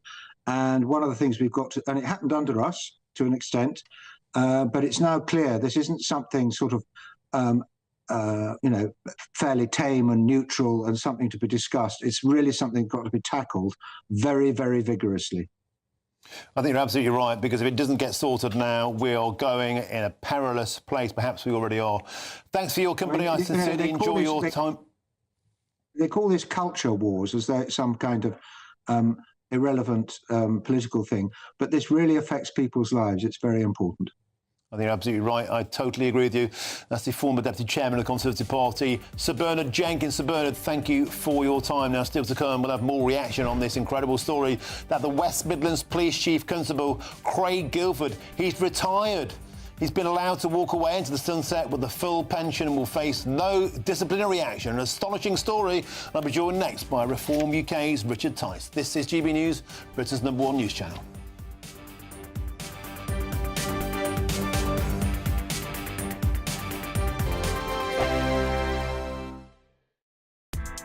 Join me, Nana Akwe, for an informative, interactive news programme with a difference. It's fun. No, he didn't say that, Dave. I'm so surprised. I think there's an element of truth to that. Join me from 3 p.m. every weekend, only on GB News, Britain's news channel. Mornings don't have to be tiresome, especially if you have the right company. Wake up to news as it happens, opinion and debate, and of course, a little bit of entertainment too. Because when the kettle's on, we're on. That's Breakfast on GB News, a show worth waking up for. Every morning from 6 a.m. Only on the People's Channel, Britain's news channel. We'll spread the news, you spread the word.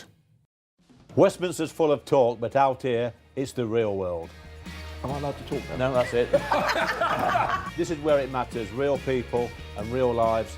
That's what politics is all about. In fact, has Trump made a good start? No. Straight answers, no spin, and just a couple of pints. How many fingers have I got up? About 10. So join me for Lee Anderson's Real World every Friday at 7 p.m, only on GB News.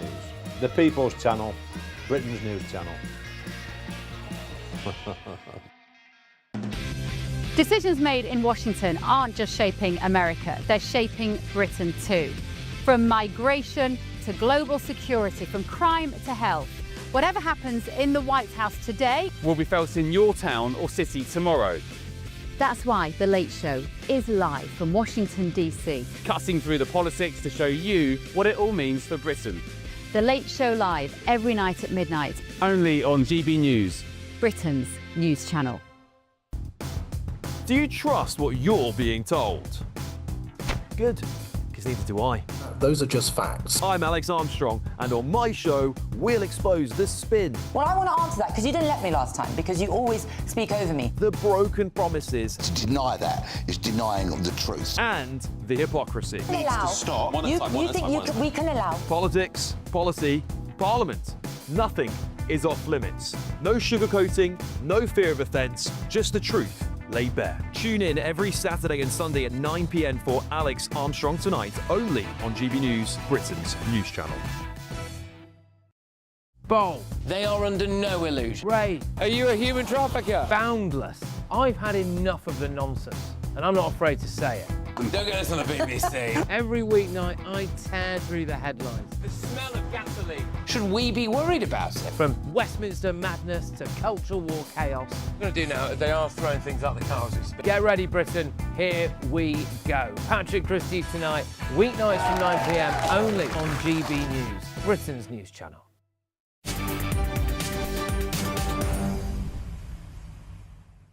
Welcome back to 426. Got some reaction now to that breaking news story. Join us this afternoon. Craig Guildford, he's the Chief Constable of West Midlands Police, has been allowed to retire. We just learned from the Police and Crime Commissioner Simon Foster, who thanked him for his service on his way out. Many people think that's an incredible situation. I'm delighted now to be joined by the Deputy Leader of Reform UK, Richard Tice, for his reaction to this breaking news story. Mr Tice, welcome to GB News. What's your reaction to what maybe we're just scratching their heads at somebody who's brought so much shame on a police service is simply allowed to walk away into the sunset with a fat cheque? Well, I'm not thanking him for his disgraceful anti-Semitic service, kowtowing to Islamist thugs. And doesn't this tell you everything that is wrong with Britain? That someone who has been so appalling in their judgment, who has led a police force that has lied to parliamentarians, lied to the British people, that instead of being held accountable and responsible and paying a price so that everybody understands that is the price of accountability. No, this little Weasley cop-out by the Police and Crime Commissioner to let him retire with all good grace. What that means is that other leaders in serious positions of responsibility, such as other chief constables, think that they can behave in an equally appalling way, and they can always just disappear off into retirement if they get found out for lying and misleading parliamentarians and the British people. It's a disgrace. Richard Tice, we have to think about the Jewish community, not only in Birmingham, but nationwide. This was a situation where it was deemed unsafe for Jewish football fans to set foot on British soil for fear of them being attacked. What does it say to Jewish people today? It basically says to the Jewish community, who I know was so upset and so, frankly, terrified by the implications of this appalling decision, that the leaders of our police forces would rather kowtow to Islamist thugs than to protect the Jewish community. And worst of all, this police chief, he basically blamed Jewish fans, as I said in Parliament just a few days ago, and now he's allowed to disappear into the sunset with a nice retirement package. It's everything that's wrong with broken Britain in our public services, people who lead the public sector. We just learned a few moments ago in the studio, Richard Tice, from Mike Neville, a former Metropolitan Police detective, that actually he's had his pension for years. He's already retired, so he's on double bubble. He's been getting his pension and drawing an additional salary. And now, because he won't face any disciplinary action, he could well resurface in a year, 2 years' time, in another police force anywhere else in the country. He'll never face the music. Which is the whole point about this dreadful Weasley cop-out. It stinks, it smells. And you know what? Fish rot from the head. This is a rotten deal with a rotten chief constable and a rotten police and crime commissioner that has done some cosy, dirty, smelly deal with this man.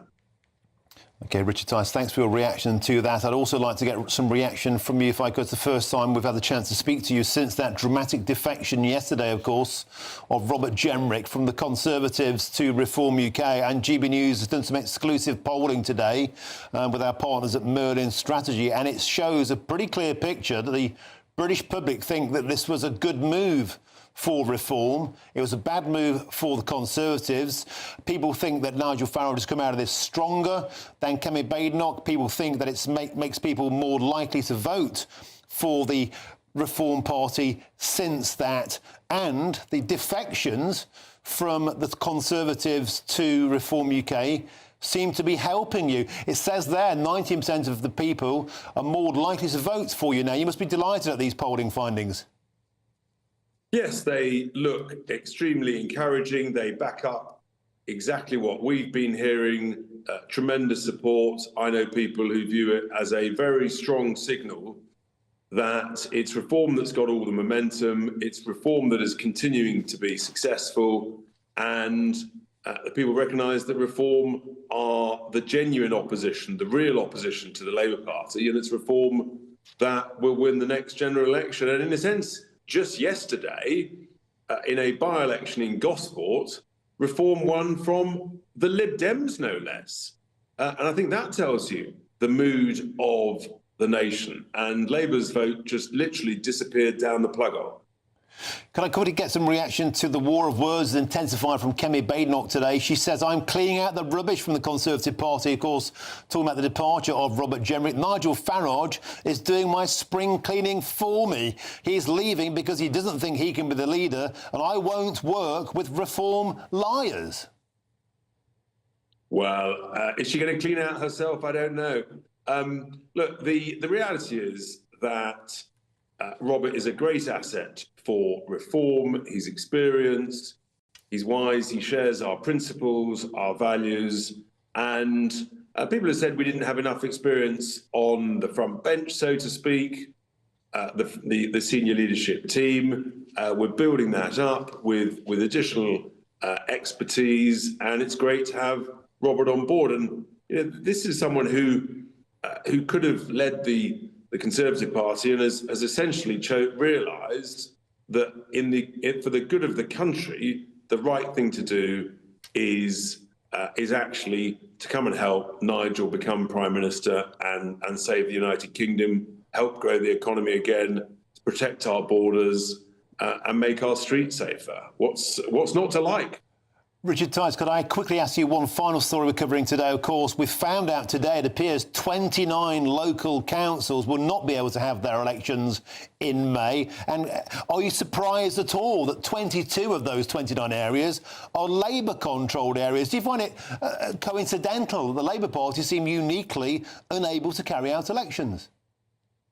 I thought it was dictators that cancel elections, not democracies. And what it tells me is that Starmer is continuing his role as a very authoritarian Prime Minister. And it actually tells me that, extraordinarily to say this, but not only does Britain need reform, but British democracy needs reform to protect it, to defend it, to save it. Now, Richard Tice, Steve Reid, of course, he's the local government secretary. He says that opposition parties in Westminster, that includes yourself, you're coming out against these elections being cancelled just to score cheap points with voters. It's nothing at all about cancelling elections because of denying democracy. It's allowing the government time to reorganise. Do you buy that? I don't buy a word of it. This is just gutless cowardice by a government that knows it's going to face an absolute beating and a smashing, electoral smashing on May the 7th. And it's bottled it. It's done a runner. It's legged it. It's disappearing over the hillside with the ballot boxes so that the good voters up and down the United Kingdom are not allowed to vote. It really is shameful. OK, Richard Tice, thanks for joining us today on the show. I appreciate your time. I sincerely do. Thank you very much for joining us. Now, coming up between now and 5 o'clock, a ton of stuff still to come, including an app produced by a charity that is funded by the Home Office. Well, actually, that's funded by you. Is under fire for helping Channel immigrants find work in the UK after arriving here illegally. But first, here's your latest news headlines with Tatiana Sanchez.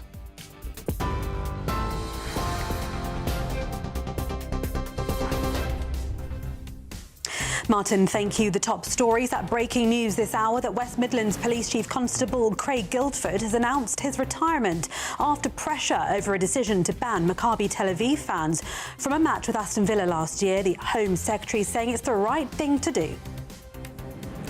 Robert Jenrick has written exclusively for GBNews.com saying Britain is broken, adding he's proud to be Reform's latest member. The former Shadow Justice Secretary yesterday announced he's joining Reform hours after he was sacked by Tory leader Kemi Badenoch over what she called clear, irrefutable evidence that he was conspiring to jump ship. An NHS trust indirectly discriminated against nurses by allowing a transgender woman to use a female changing room, a tribunal ruled today. A group of nurses won a partial victory against County Durham and Darlington NHS Trust. Those are the latest GB News headlines for now. More news from me in an hour. Tune into GB News Radio wherever you are. Online, on DAB digital radio, on TuneIn, on Radio Player, on Nation Player and on your smart speaker. Just say, play GB News.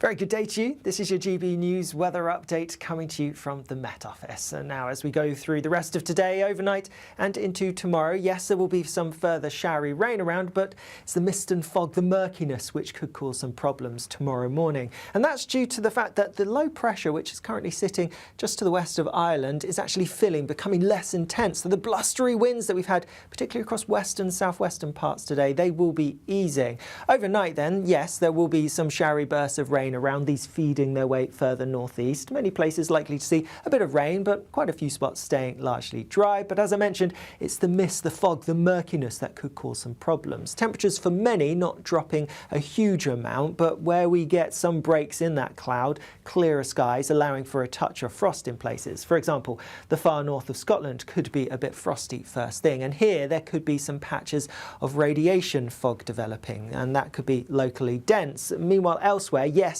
we have these outbreaks of rain, even a bit of sleet and hill snow over parts of Scotland, but it's the low cloud, the mist, the fog that's going to be developing that could cause some problems, some really poor visibility early on in the day. Otherwise, as we go through the day, worth noting that some of that low cloud, that fog, could actually linger through much of the day, particularly across some eastern parts. Otherwise, some further outbreaks of showery rain, a little bit heavy at times maybe, but most places having a decent amount of dry weather and even some sunshine breaking through across some western parts. Here, temperatures getting to highs of around 9 or 10 Celsius, so near normal for the time of year.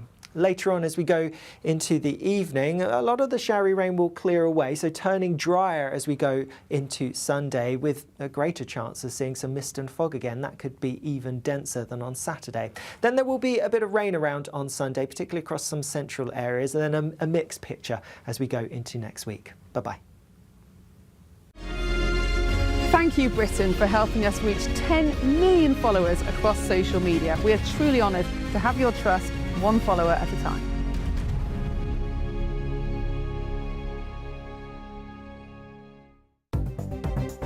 Good afternoon. This is the latest AI travel news from GBNews.com. The A75 at Lockfoot is closed both ways after a road traffic incident.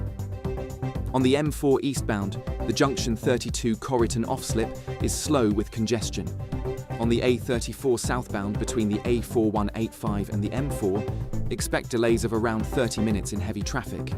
In Devon, the A38 eastbound between the A374 at Plymouth and the A3121 is also running about 30 minutes behind. And on the trains, Avanti West Coast and Cross Country have disruption between Macclesfield and Stoke-on-Trent. For more travel news, go to gbnews.com.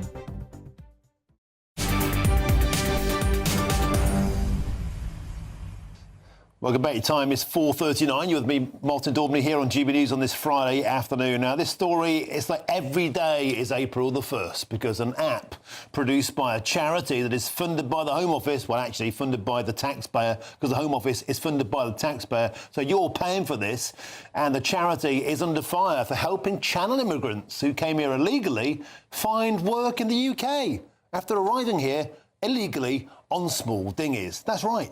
Critics are accusing Just Good Work of creating a pull factor by promoting life and jobs in Britain. Although the Home Office says it does not directly fund this app, I'm now joined by the Taxpayers Alliance's media campaign manager, William Yarwood. William, welcome to the show.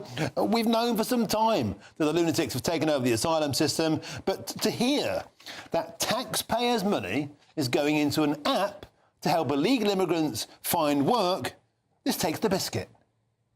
Yeah, absolutely, Martin. Well, first of all, great to see you again. Happy New Year. Great to be on GB News with you to talk about, once again, another madness story to kick off the year. Look, the problem with this is that you say the Home Office said it's not fully taxpayer funded, but guess who is more or less fully taxpayer funded? The charity Migrant Help, which has been given a 10-year contract by the Home Office to develop things such as this app, which, of course, is to try and help illegal migrants get jobs. Now, I don't know about you, Martin, but the last thing I want is the state to be helping illegal migrants to get jobs. I want the state to be deporting illegal migrants rather than overflowing the labour market when Brits out there themselves, especially young people, can't get jobs themselves.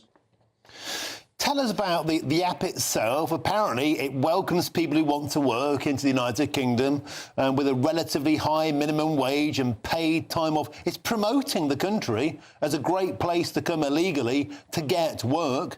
And critics are reasonably arguing that's creating a pull factor by offering incentives. But William Yarwood, I'm really interested to hear from you about the money, the taxpayers' money. Tell us about the sums of money involved going from the taxpayer into this charity. Yeah, so overall, Migrant Help, like I said, received a 10-year contract from the last Conservative government starting in 2019. And the original contract, Martin, was only supposed to be about 240 odd million. That's now increased to over 350 odd million, right?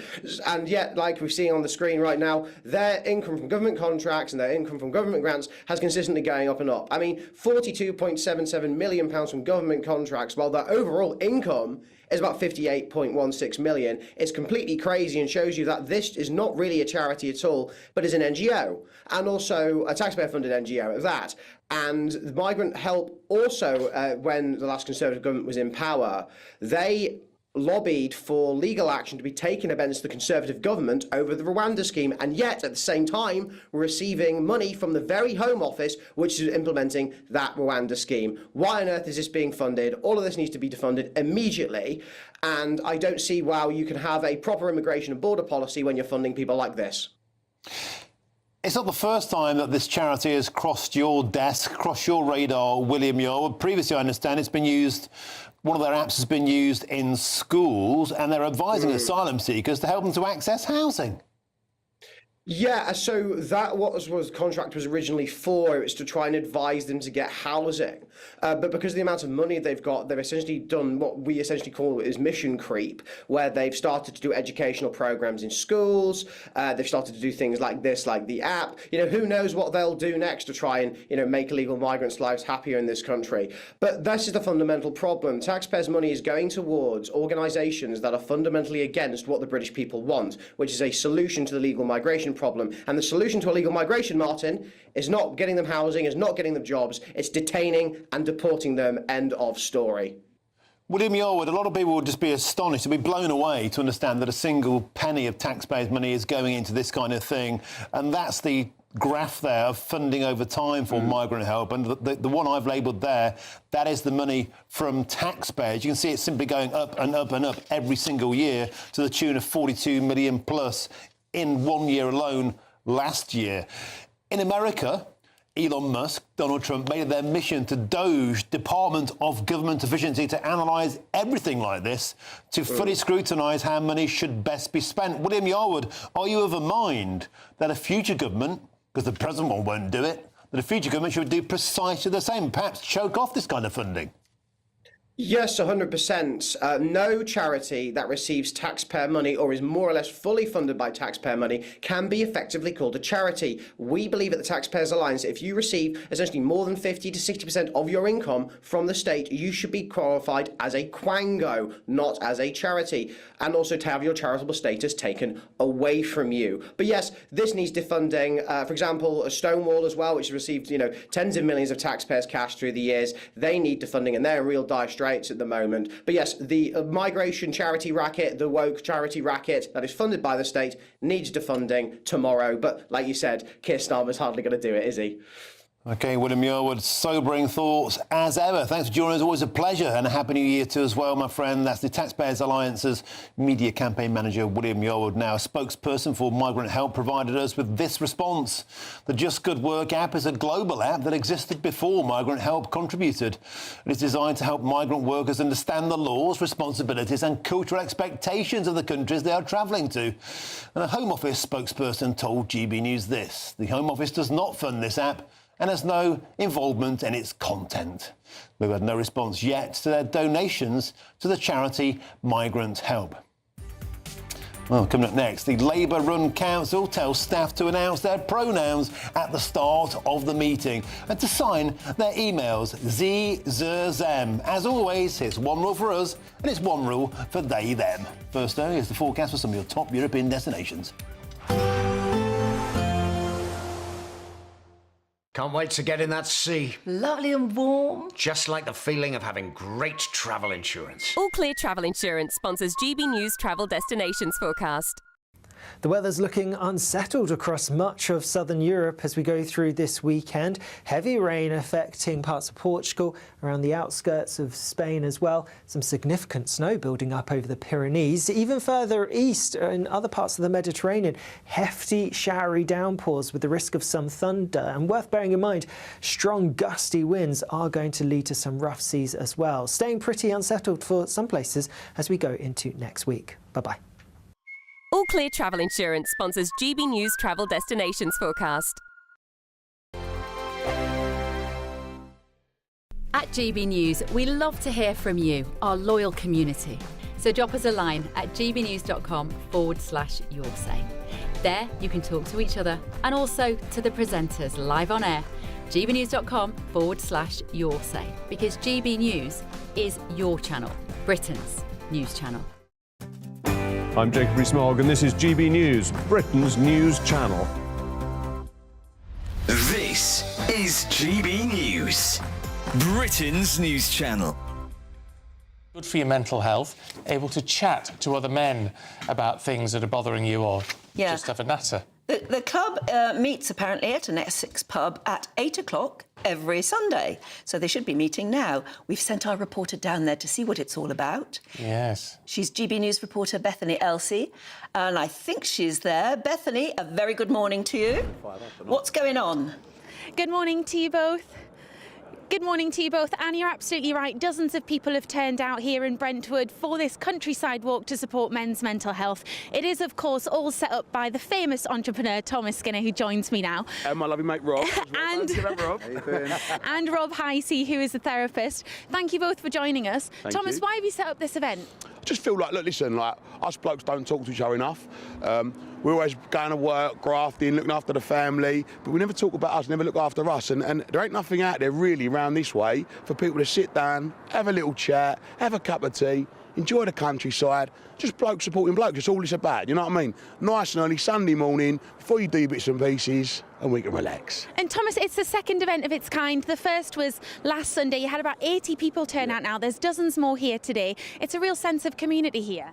Yeah, do you know what's lovely is shaking everyone's hand so far this morning. People that come from all over, not just from around here. People that come from Bethnal Green, people that come from Dartford. One guy's come from Canterbury, and obviously all the locals turn up too.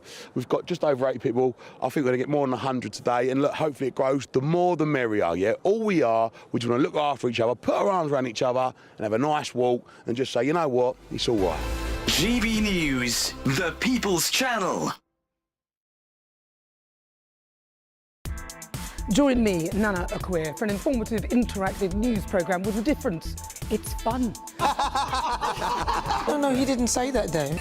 I'm so surprised. I think there's an element of truth to that. Join me from 3 p.m. every weekend, only on GB News, Britain's news channel. In the GB Newsroom, we bring you the news as it happens. With our team of dedicated journalists across the UK, we're ready to keep you up to date with what's happening every half an hour, every single day. Bulletins here on GB News, the People's Channel, Britain's news channel.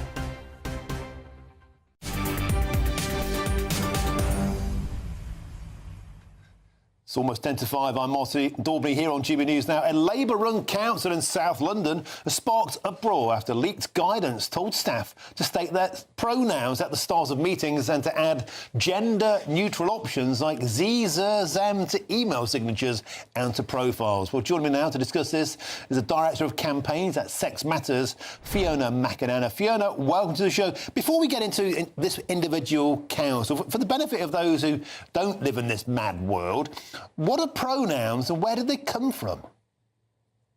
Well, pronouns are how we speak about other people in the third person. So if I'm talking to you, Martin, I'm using second person pronouns.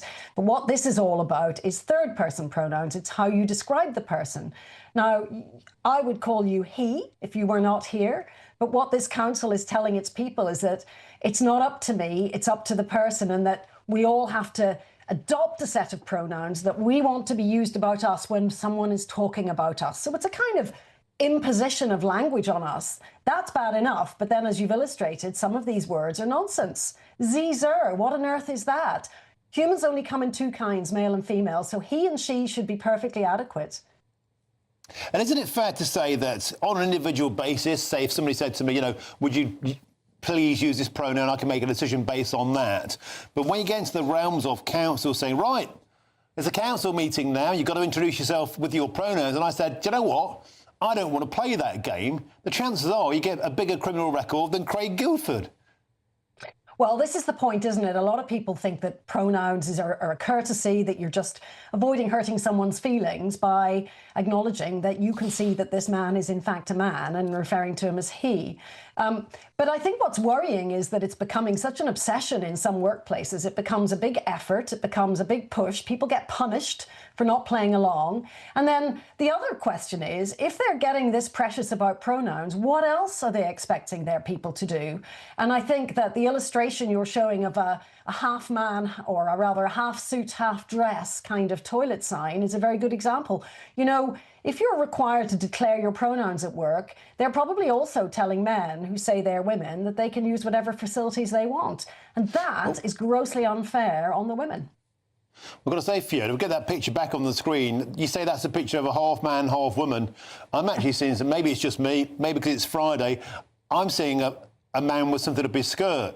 I don't know, maybe that's just me. I'm being naughty. I know I'm being told off. I didn't mean that. Sorry if that caused any offence. On a serious point, Fiona McInerney, if somebody said, look, I don't want to use your pronouns in an environment like a Labour council, the chances are you'd be facing disciplinary action. And isn't that then getting into the realms of compelled speech, being told what to think and say? Yeah, that's exactly where we are. And the problem there is that no one quite knows what... They could be putting their job at risk. No one quite knows what the law is on this. It feels like compelled speech, but as we've seen over the years, the trans lobby have given so much training to so many organisations, including the judiciary, including the health service, as well as many, many workplaces, that people think that only a hateful person would not play along and think carefully about using the so-called right pronouns. But what we know is it takes effort, and it requires you to lie. So it's a very contested area. It seems trivial, but I think it's going to come to a head soon because people find it hard to get this right. And some people have been in trouble for getting it wrong already. Yeah, thank you very much for joining us, Fiona McInerney. It's always a pleasure to have your company. Am I allowed to call you her, she? Whatever you like, Martin. It doesn't matter to me.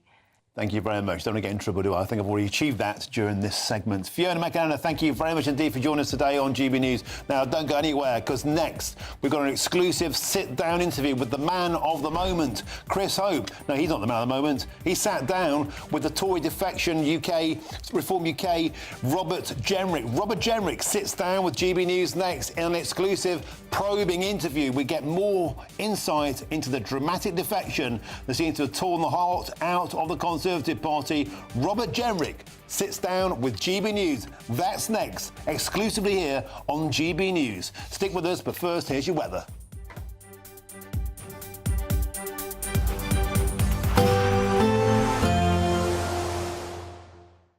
Expect warm spells with the odd rude interruption.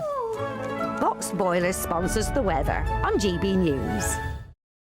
Very good day to you. This is your GB News weather update coming to you from the Met Office. And now as we go through the rest of today, overnight and into tomorrow, yes, there will be some further showery rain around, but it's the mist and fog, the murkiness, which could cause some problems tomorrow morning. And that's due to the fact that the low pressure, which is currently sitting just to the west of Ireland, is actually becoming less intense. So the blustery winds that we've had, particularly across western, southwestern parts today, they will be easing. Overnight then, yes, there will be some showery bursts of rain around, these feeding their way further northeast. Many places likely to see a bit of rain, but quite a few spots staying largely dry. But as I mentioned, it's the mist, the fog, the murkiness that could cause some problems. Temperatures for many not dropping a huge amount, but where we get some breaks in that cloud, clearer skies, allowing for a touch of frost in places. For example, the far north of Scotland could be a bit frosty first thing, and here there could be some patches of radiation fog developing, and that could be locally dense. Meanwhile, elsewhere, yes, we have these outbreaks of rain, even a bit of sleet and hill snow over parts of Scotland, but it's the low cloud, the mist, the fog that's going to be developing that could cause some problems, some really poor visibility early on in the day. Otherwise, as we go through the day, worth noting that some of that low cloud, that fog, could actually linger through much of the day, particularly across some eastern parts. Otherwise, some further outbreaks of showery rain, a little bit heavy at times maybe, but most places having a decent amount of dry weather and even some sunshine breaking through across some western parts. Here, temperatures getting to highs of around 9 or 10 Celsius, so near normal for the time of year. Later on, as we go into the evening, a lot of the showery rain will clear away, so turning drier as we go into Sunday, with a greater chance of seeing some mist and fog again. That could be even denser than on Saturday. Then there will be a bit of rain around on Sunday, particularly across some central areas, and then a mixed picture as we go into next week. Bye-bye. Expect warm spells with the odd rude interruption. Box Boilers sponsors the weather on GB News.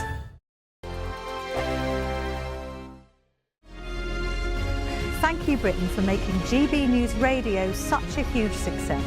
Whether you're in the car, on the go, or listening at home, thank you for choosing us as your radio station. Good afternoon. This is the latest AI travel news from GBNews.com. The A75 at Lockfoot is closed both ways after a road traffic incident. On the M4 eastbound, expect queuing on the off-slip at junction 32 for Corryton. On the A34 southbound in West Berkshire, there are delays of around 30 minutes between the A4185 and the M4. Also, the M23 northbound in Surrey is running slowly between junction 9 and junction 8 after an incident, with one lane shut. And on the trains, Avanti West Coast and East Midlands Railway are disrupted around Stoke-on-Trent. For more travel news, go to gbnews.com. There's just 3 weeks left to grab your chance to win our biggest cash prize to date. An incredible £85,000 in tax-free cash could be yours. Cash to make 2026 the year of yes. That's yes to holidays, yes to treats, yes to making all of those dreams come true this year. Just make sure you don't miss out. For another chance to win £85,000 cash, text cash to 63225. One entry costs £2.50 plus one standard network rate message. Or text bonus us to 63225. 5 entries cost £5 plus 1 standard network rate message. Go to gbnews.com/win. Entries start at £2.50. Call 0903 686 3232. Calls cost £2.50 plus your network access charge. Or post your name and number to GB18 PO Box 8690 Derby DE1 9TT. UK only. Entrance must be 18 or over. Lines close at 4 p.m. on the 30th of January. Please check the closing time if listening or watching on demand. Good luck. I'm Michelle Dewberry. This is Jubes & Co with you. Hello everyone, Patrick Christie's here. GB News, Britain's news channel. Access the stories that matter to you. Take the GB News family with you on any device. And as long as you have an internet connection, tune in to GB News anywhere on the planet or beyond. GB News, the People's Channel, Britain's news channel. Mornings don't have to be tiresome, especially if you have the right company. Wake up to news as it happens, opinion and debate, and of course, a little bit of entertainment too. Because when the kettle's on, we're on. That's Breakfast on GB News, a show worth waking up for. Every morning from 6 a.m. Only on the People's Channel, Britain's news channel. We'll spread the news, you spread the word.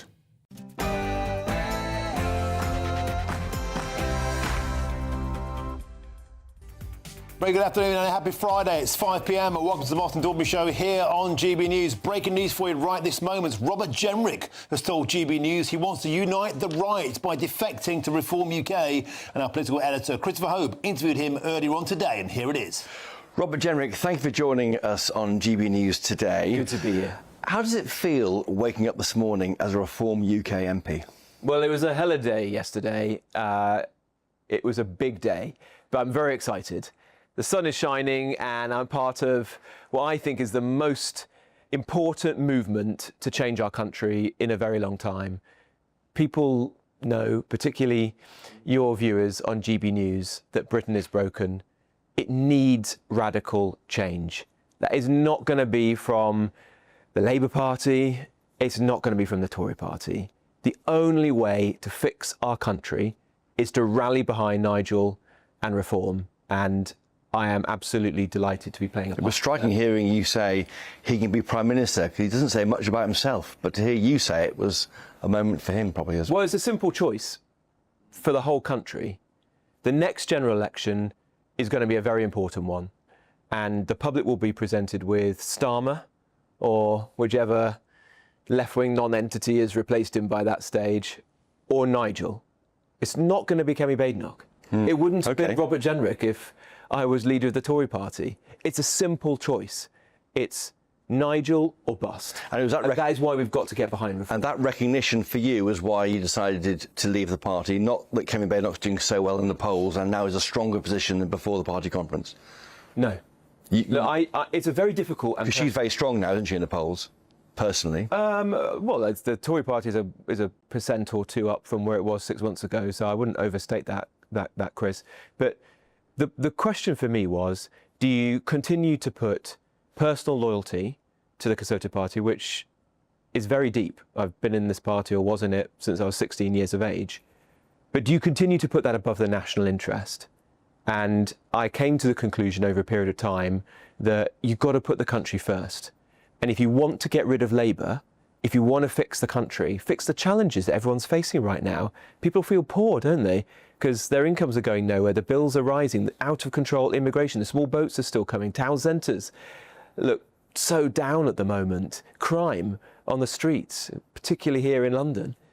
If you want to fix these challenges, you've got to get a reforming government in after the next election.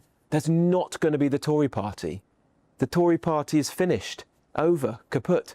We've got to have a government that's going to change this country for the better. And the only way that can be delivered is if we have Nigel and Reform. So every patriotic person in this country, all of your brilliant viewers on GB News, even if they have voted for the Tory party, as I have, obviously, election after election, have got to put that to one side and say, this is the choice. We've got to get this party into government. And for people like myself, we've got to make it the best version of itself. So it doesn't just win an election like the Tories did in 2019 and then let everyone down with all these false promises and disastrous policies like the immigration surge that we saw. But it actually when you were does Minister the in that job. department. Well, I turned it around and then resigned when Rishi Sunak wouldn't do what I told him to do. Yeah. The same people, Chris, who made all those mistakes are still at the helm. The arsonists are still there. Are you really going to give them the keys and say, well, come back in? You know, you'll clear up the mess that you made last time. They haven't apologised. They're not sorry for the mistakes that they made. Trust me. And you couldn't make those changes you want to make inside a party which is the opposition? Well, I tried to. You know, after the last general election, the day afterwards, I wrote an article saying the Tory party failed the country on immigration, on public services, on the economy. If we are painfully honest and sincere about that, and then change, we might just be given a second hearing from the country. That hasn't happened. The same people are still there. It's Priti Patel as Shadow Foreign Secretary who created the points-based system that let all the migrants in. It's Mel Stride as Shadow Chancellor who didn't bear down on the welfare bill when he was Work and Pensions Secretary. You know, I can go on and on and on. I've tried to be honest, more honest than anyone else about the Tory party's failures. And I've concluded the Tory party, it can't face up to its past, let alone set out the future. Kemi Badenoch, she can't handle the truth. She can't handle the truth. I am being honest with the British public about what the Tory party did and the fact that it will never be able to change. Have you had some feedback from those? And you named Priti Patel, Mel Stride and others. Any feedback from MPs? Any choice messages? I've had lots of messages from... What are you doing? There are good people in the Tory party. Don't get me wrong. I have very good friends and I wish them well. I have nothing but friendship and respect for those colleagues. But they're a minority, the ones who really get it, who understand the scale. How many of them might come across and follow you here? I don't know, but a dozen maybe. I have no idea. I haven't asked, and that's ultimately a Have any said they want to come across? People from councillors and members of the Senate, and people have mooted it. But that's not. I'm not here to. You could be a Pied Piper. You could lead a whole line of Tories across. Well, what I want to do is unite the right. This is uniting the right. It's not a pact or a deal. And I know that you and I have debated that many, many times over the course of the last year. And, there were times where I thought maybe that's possible. But it isn't realistic. At the end of the day, the trust with the Tory party is gone. And so many people are so angry and frustrated and disillusioned with the Tory party, they're never going to vote. And in fact, if Reform were to say, oh, we're going to go into some kind of arrangement with the Tory party, rightly, those people would say, you're not my party anymore. So the way to get rid of Labour and to fix the country is for the right to unite around Nigel and Reform. That is ultimately why I made this decision. Everyone should be doing that now, whether it's in the local elections in May, where it would frankly be a wasted vote to vote Conservative, or ultimately at the general election. We've had some polling done from Merlin Strategy. They say 20% of adults say this defection makes them more likely to vote Reform. Tory voters, 22% say more likely to vote Reform. So there is some encouragement here in polling for what you. Well, that's very good to hear, and I think I am one of the very few Conservatives who've been consistently making the argument in recent years. I wish I'd been making it since the first day I was in Parliament, but for many years I've been saying bear down on legal migration, stop the boats, do everything we need to, end net zero zealotry, raise people's living standards by getting growth going again in the economy. And I'm pleased to be in a very like-minded party now. One of the big issues that viewers ask is why were you late yesterday? Was it all about you? I think there was some misunderstanding about when I was. Second thoughts? No, absolutely not. I made. Dramatic entrance, I don't know. Well, it added to a bit. I mean, the day did not need more drama. No. But it added a little bit more at the end. Yeah. Look, Your helm. I made the. You couldn't get through the crowd. Where were you for a minute? I was in some kind of meeting room, and it took longer to get there. Apparently, Okay, I don't know. But I'd made the decision a long time ago. Yeah. And I am convinced this morning that it is the right thing to do. And you told your family about this? Your wife? Particularly over Christmas. Michael, yeah. We talked about it, and they all said to me, Robert, if there was a general election tomorrow and you were not in politics, how would you vote? I said reform. They said to me, if there was a general election tomorrow and you were asked, who do you want as Prime Minister of this country, Keir Starmer or Nigel Farage, who would you choose? Blink of an eye, Nigel Farage. Not Kemi Badenoch in that conversation. No. Well, she's not going to be the next Prime Minister. No. Well, and I don't mean that with any disrespect to her, but Kemi has as much chance of being our next Prime Minister as Zach Polanski. It's not going to happen. The choice is Starmer or goodness knows who else, or Nigel. And so everyone has to get behind Nigel. What's the honourable thing to do to test that with your constituents and call a by-election? Well, look, I've thought about that. My view is that I am going to do everything I can, as I've always tried to do, to represent my constituents with vim and vigour. They know what I stand for. In fact, at the last election, I stood almost as an independent. I had things on my leaflets like leaving the ECHR, which were the opposite of the Conservative Party. We saw that. Yeah. Policy. I think you spotted that and put that on your Twitter. And a lot of my constituents voted for me because I had been independent-minded, because I had resigned from the last Conservative government. All my neighbours in Nottinghamshire and Derbyshire lost. I was the only Conservative to be elected. So I think people did have some faith in me and the fact that I was going to stand up for them. They knew what my values were. Obviously, they haven't changed. This gives me, if anything, the opportunity to tell the truth more than I've been able to do. The problem you've got, though, is you may have broken some trust with them. I mean, to restore trust, have a by-election. Say, back me now under my new colours. Well, look, I think that people knew what they were voting for at the general election. It was you personally, not the party. Well, there's always a bit of party, isn't there? I don't want to overstate it, but I think people knew that I was an independent-minded person who's going to put their interests first, and that is what I'll always do. On policy, do you expect the Tories to walk back from their more right-wing stance they've taken?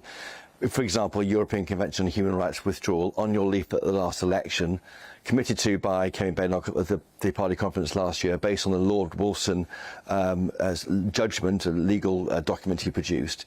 Will they move back into the middle ground? Because you were seen, weren't you, as this person, holding that party to account on the right? I tried very hard to push the party to do what I felt was the right thing for the country, and sometimes there was some friction there, because I was trying to push people a bit further than they were willing to go.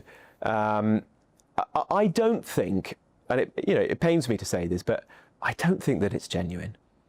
I don't see how, when I was standing to be leader of the party and dozens of MPs came into my office and said, Rob, I cannot vote for you because you want to leave the European Convention on Human Rights. Rob, I like you, but I couldn't serve in your shadow cabinet because you're committed to leaving. How many came to you to say that when you were fighting that? Dozens. Dozens. Including a number of people who now sit round the shadow cabinet. How many in the shadow cabinet don't want to leave ECHR? Half. Half the cabinet don't want to leave ECHR, but they've approved that, I guess. I mean, there are definitely people who currently sit around the shadow cabinet table who said to me, and these were people I had personal friendships with, so it was not antagonistic, but they said, Rob, if you were fortunate enough to win, I could not serve in your shadow cabinet because you are committed. Now, maybe they've changed their mind. Well, since then, the Wolfson report came out, so that may have changed their minds. The Wolfson report was a smart, David Wolfson's a very intelligent man, although he himself didn't want to leave the European Convention and said so in the House of Lords not so long ago. But it was a statement of the bleeding obvious, frankly, that we needed to do it to secure our borders, to get foreign criminals out of the country. I don't think the Tory party has changed. I don't think that it's learnt its lessons, and I don't know why people would trust this party to try and fix the country. There's been no fight with when there's this alternative, which is unencumbered by the past, and most importantly, is led by a man who has been consistent on these issues for a very long time. And look, I have served under prime ministers, and I've been disappointed in different ways by all of them, frankly. But one of the qualities, probably the foremost quality that I've come to see that you need in a leader and a prime minister, is consistency.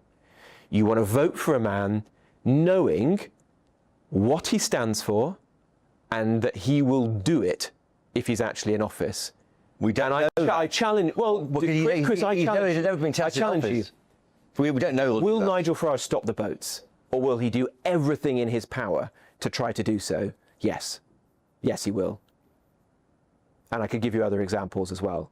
He was one of the first people to talk about the madness of net zero, the first to be out in the Channel saying that we need to stop the boats. I mean, frankly, I was a teenager when he first started to talk about mass migration under Tony Blair. I was at school when he first was out there campaigning for this stuff. So he's been consistent for a long time, and that means a lot. And never we've had prime ministers under both Labour and Conservative who've just let us all down. Well, he's never been broken in office. every promise. These promises never had to fulfil yet, so we'll wait and see on his record in office. Wait and see on that. What job do you want? I haven't asked for anything. It's ultimately Nigel's judgment. But what I can Shadow Home Secretary, we're told on the social media. I don't know. You'd have to ask Nigel. I mean, Nigel Farage's favourite pub is the 2 chairmen. He's now got 3 chancellors in his party. Look, I don't know. You have to ask Nigel. What I do know, and this is a conversation that I've had with Nigel, is that this party cannot let the public down in the way that the Conservative Party and the Labour Party have done. So it's got to develop the most serious and comprehensive plan for government of any party. That means having a very strong team, bringing in expertise, frankly, people who've had nothing to do with the 2-party system. That could be a good thing. I think that's a very good thing. Teachers, doctors, business people, that would be very important. And developing that plan. I'm confident that we can do that, and that's what I'm excited to be a part of. I'll just test you on a few quick reform policies. Would you vote to lift the 2-child benefit cap for Brits? Well, Reform is going to vote against it. OK. So I'm very, very happy to be supporting the Reform policy, which Nigel has said, which is that we're going to vote against Labour's plan to lift it, because he would lift it for Britons, we're told, would happen. Well, that's his policy. And there's good sense in that. But what we want to be is the party of alarm clock Britain. We're going to back people who are out there working hard. Think of the people I represent in Newark. People who are getting up at 7 o'clock in the morning to go and work in tough jobs, a distribution centre, a food processing factory. I'm on their side, not on the side of scroungers. Would you vote for British boots on the ground in Ukraine? No.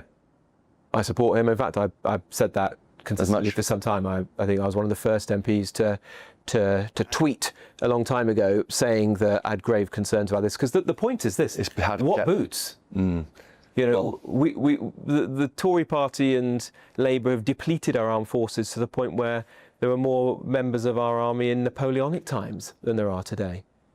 And you'd vote to order the Navy to tow back the boats back to France, which is one of the policies we're talking about.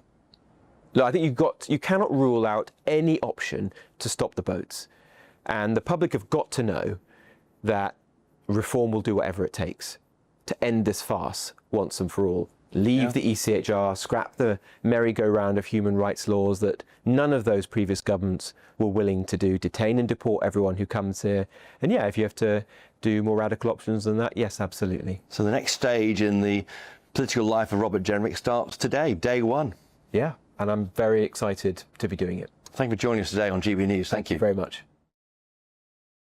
Well, superb interview there with the man of the moment, Chris Hope. Now, the man of the moment, of course, Robert Jenrick. Let's join Chris Hope now, GB News' political editor. Chris, do you know what I got a sense of there is almost Robert Jenrick unleashed, unencumbered by having to mind his P's and his Q's, going straight from the hip. Nigel or bust, the Tory party is over. It's kaput. Kemi Badenoch can't handle the truth. He even admitted that he would have voted Reform UK himself, and it would be a wasted vote for the Conservatives in May. Shooting straight from the hip. And Chris, I always like to ask you, up close and personal, how did he seem today?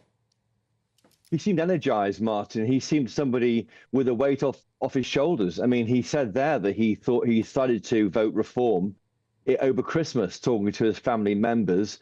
Half of Kemi Badenoch's entire shadow cabinet, he says, want to leave the European Convention on Human Rights. He talked about Kemi Badenoch not really believing or facing up to the truth.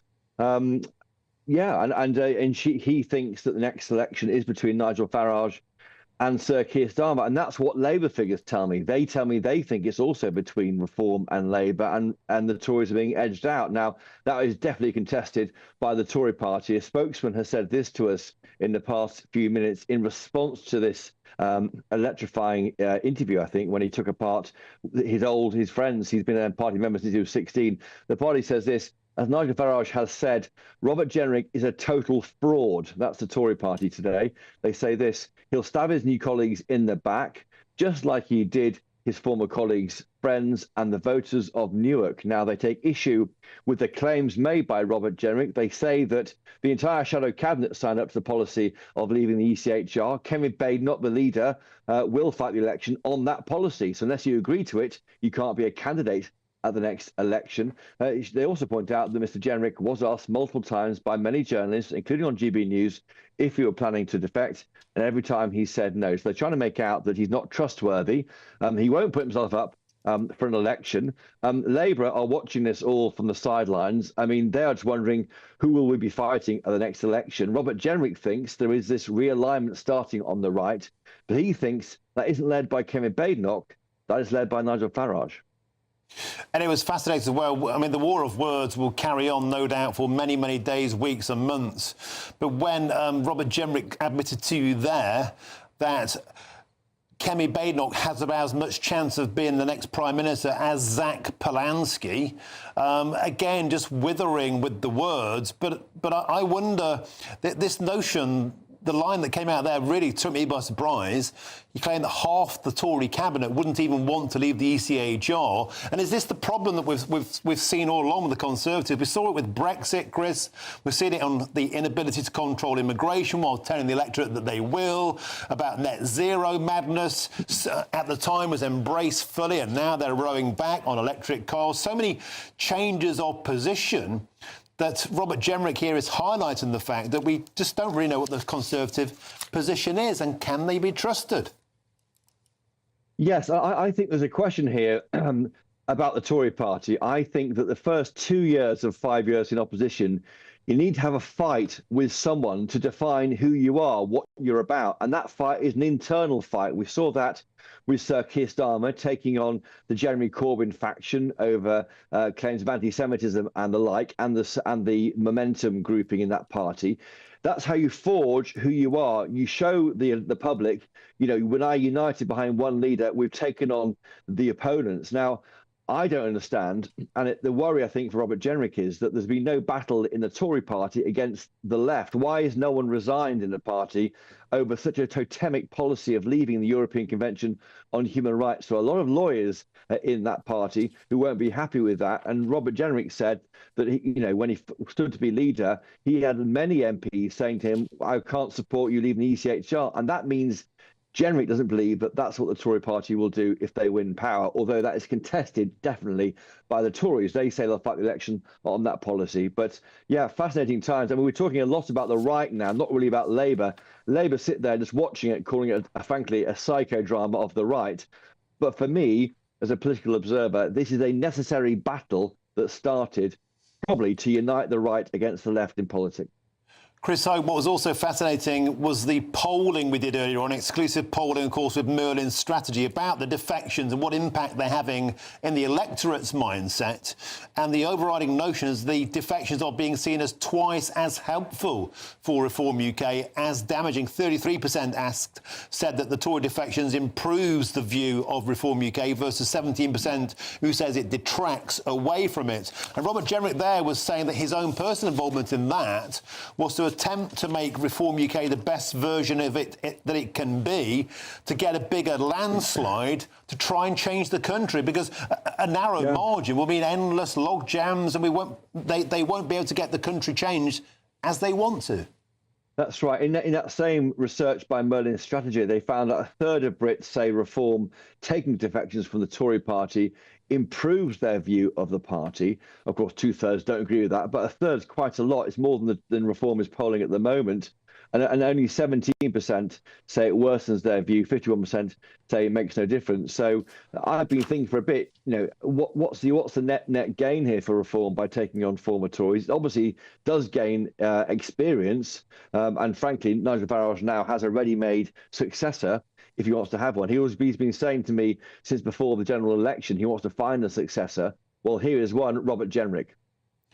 Well, Chris Hope, it's been a very, very busy week. You've been absolutely on top of your game. The chopper strikes again. It's been beautiful. Thank you very much for presenting this to me on a velvet cushion, 5 o'clock on a Friday. I sincerely appreciate that. Chris Hope, you're the best in business. Thank you very much indeed. Have a great weekend. Now let's move on and speak to my next guest. That's the former Tory MP, Heather Wheeler. Heather, it's a pleasure to have your company. And for the first time this year, Happy New Year to you, even though it's belated. But is it a Happy New Year for the Conservative Party? The fallout from this defection yesterday seems to have more benefited Reform UK than it has the Conservatives.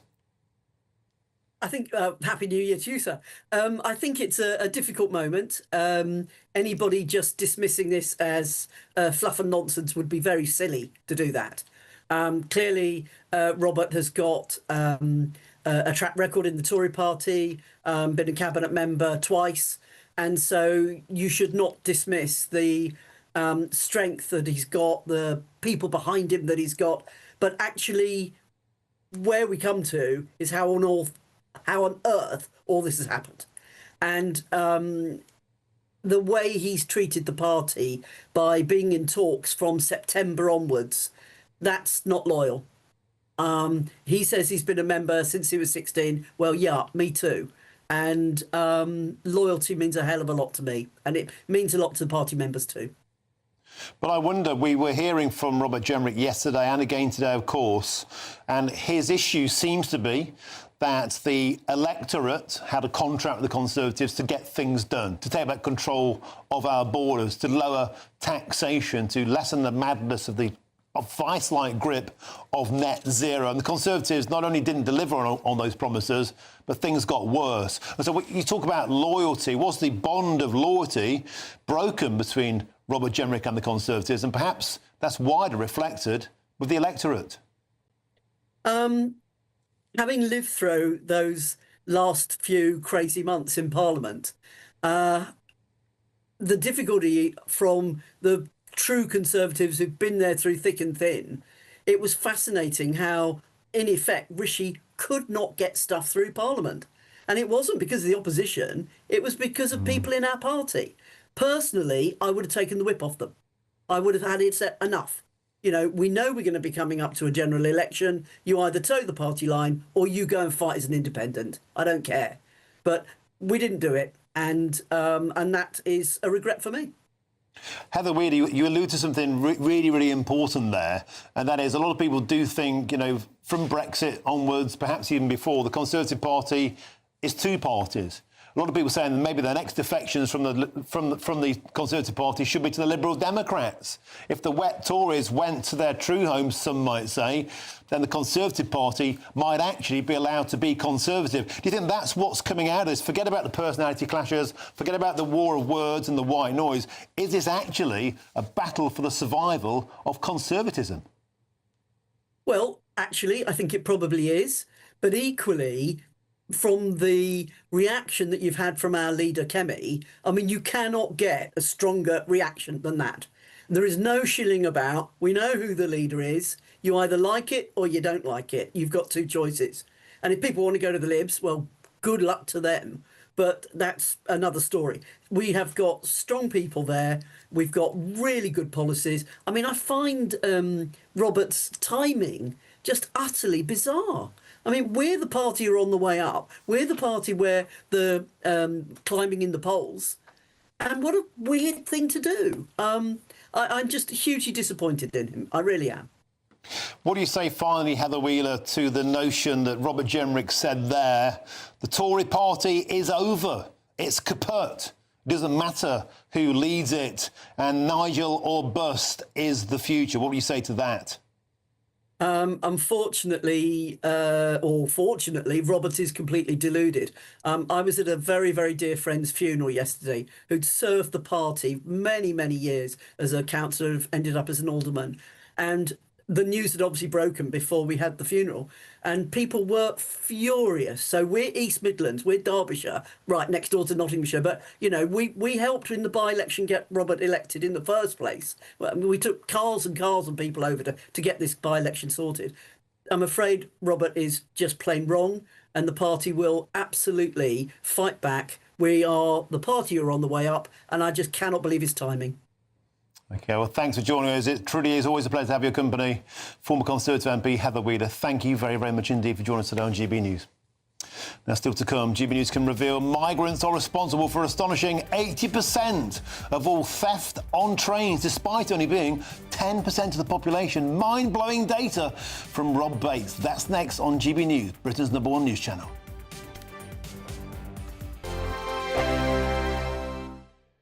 Britain was once the envy of the world. But look around. A nation that no longer knows what it is or where it's going. A country that's broken. How do we fix Britain? How do we bring it back? Friday night with Matt Goodwin at 8 p.m. only on GB News. Decisions made in Washington aren't just shaping America, they're shaping Britain too. From migration to global security, from crime to health. Whatever happens in the White House today will be felt in your town or city tomorrow. That's why The Late Show is live from Washington, D.C. Cutting through the politics to show you what it all means for Britain. The Late Show live every night at midnight. Only on GB News, Britain's news channel. No matter the state it's in, this is our nation. Join me, Jacob Rees-Mogg, for a genuine, honest discussion on where we have been, where we are going, and where we are with the people who set the direction. Tune in to State of the Nation every Monday to Thursday, 8 to 9 o'clock. Only on GB News. Exciting news. Every Friday, my Patrick Christie's Tonight Show is going to have a twist to it. We're welcoming some special guests. You. That's right, on Fridays I'm going to be doing my show in front of a live studio audience because this show is about you and what you have to say. It's going to be the same big debates, same big topics, same big opinions, but every Friday night at 9 p.m. you are invited to come on down to Patrick Christie's Tonight to be a part of the action. Only on GB News, the People's Channel, Britain's news channel. At GB News, we love to hear from you, our loyal community. So drop us a line at gbnews.com/your say. There you can talk to each other and also to the presenters live on air. gbnews.com/your say, because GB News is your channel, Britain's news channel. Hi, I'm Michelle Dewberry, and my show is your opportunity to cut through all the noise and dive in headfirst to some robust debates. Ideas clash. Situation, no, isn't it? No, Because the failure is you're deliberately avoiding my point. Nothing's held back, And if you think this is the end of it, wait for more. and we do not shy away from the difficult stuff. Sometimes I want to shake people and say, if only you understood. So join me on Jubes and Co weeknights at 6 p.m. only on GB News, Britain's news channel. Mornings don't have to be tiresome, especially if you have the right company. Wake up to news as it happens, opinion and debate, and of course, a little bit of entertainment too. Because when the kettle's on, we're on. That's Breakfast on GB News, a show worth waking up for. Every morning from 6 a.m. Only on the People's Channel, Britain's news channel. We'll spread the news, you spread the word.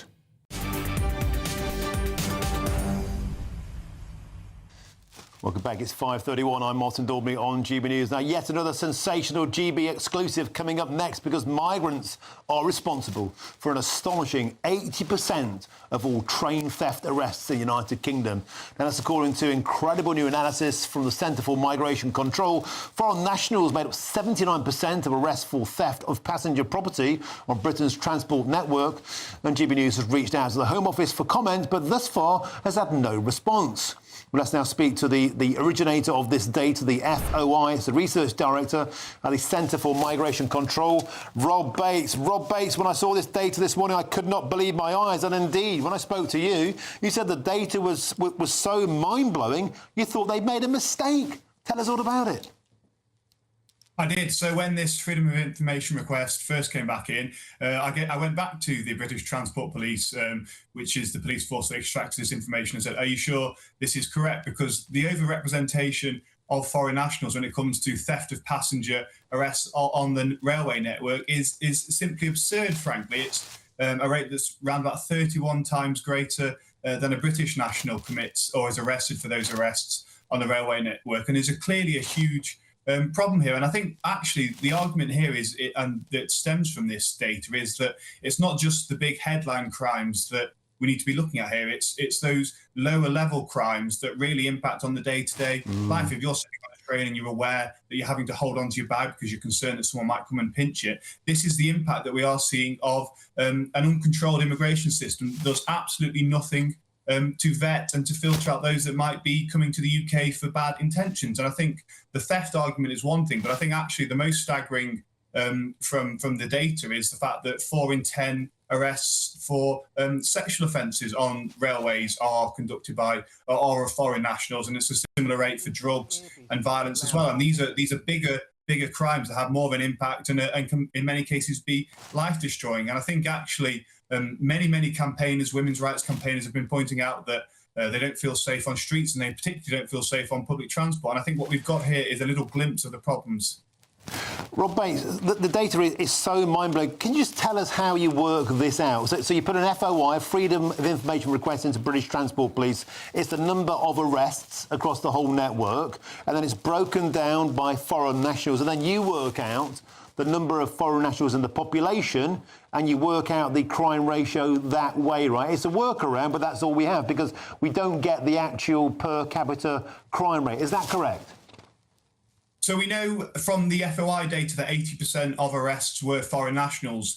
We know when we do that workaround that you alluded to, that foreign nationals are 31 times more likely to be arrested. And that is basically because the Ministry of Justice, police forces are very, very reluctant to actually do this analysis themselves. They hold the data, and I think this is one of the biggest lies that we are seeing from government departments, that this data isn't available. Police forces are required to tell the Home Office every time they've arrested a foreign national, and the Home Office has to then check the immigration status of that foreign national. So that data does exist, but they are loath to pull it together. They are loath to collate it and publish it as official statistics, because once it's ordained as being published by the Home Office, it really then does set the agenda for a conversation that you and I in particular on this show have been trying to have for a very long period of time, which is that mass migration is leading to an increase in crime. And of course, you end up with some columnists saying that crime is falling, spurious as to whether that survey that they base that argument on is actually very accurate. But what we do know is that foreign nationals, as a percentage of the crimes that are being taken place, are overrepresented on almost every metric. It truly is astonishing, and I wonder, it just always makes me think when we have these conversations, Rob Bates, why just won't they tell us the truth? And perhaps that's the precise answer. You've answered it yourself. The truth will be so confrontational for people, it might make people have serious conversations and reservations about what seems to be, to many, an uncontrolled immigration experiment. The words of Sir Keir Starmer. Another incredible report, Rob Bates. Thank you very, very much for joining us today on the show. Just repeat again, facts aren't racist, they're just facts. And these are facts. Rob Bates, always an absolute pleasure to have your company. The Research Director at the Centre for Migration Control, thanks for joining us. Once again, we did try to get hold of a comment from the Home Office. None was forthcoming. If you're watching, please get in touch. Now, still to come, killers detained in hospital would lose benefits worth thousands of pounds in a major crackdown. I'll be joined in the studio momentarily by the campaigner Dave Webber, who lost his son Barnaby to Valocalacane in Nottingham. This is GB News, Britain's news channel.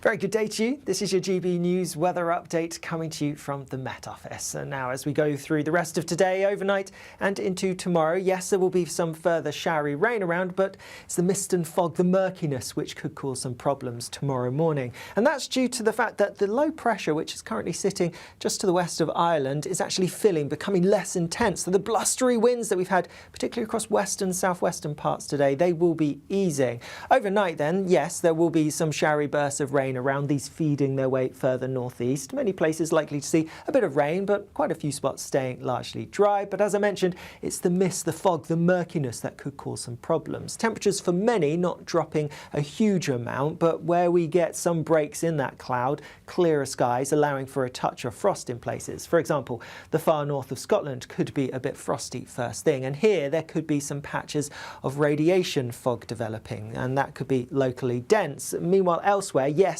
we have these outbreaks of rain, even a bit of sleet and hail snow over parts of Scotland, but it's the low cloud, the mist, the fog that's going to be developing that could cause some problems, some really poor visibility early on in the day. Otherwise, as we go through the day, worth noting that some of that low cloud, that fog, could actually linger through much of the day, particularly across some eastern parts. Otherwise, some further outbreaks of showery rain, a little bit heavy at times maybe, but most places having a decent amount of dry weather and even some sunshine breaking through across some western parts. Here, temperatures getting to highs of around 9 or 10 Celsius, so near normal for the time of year.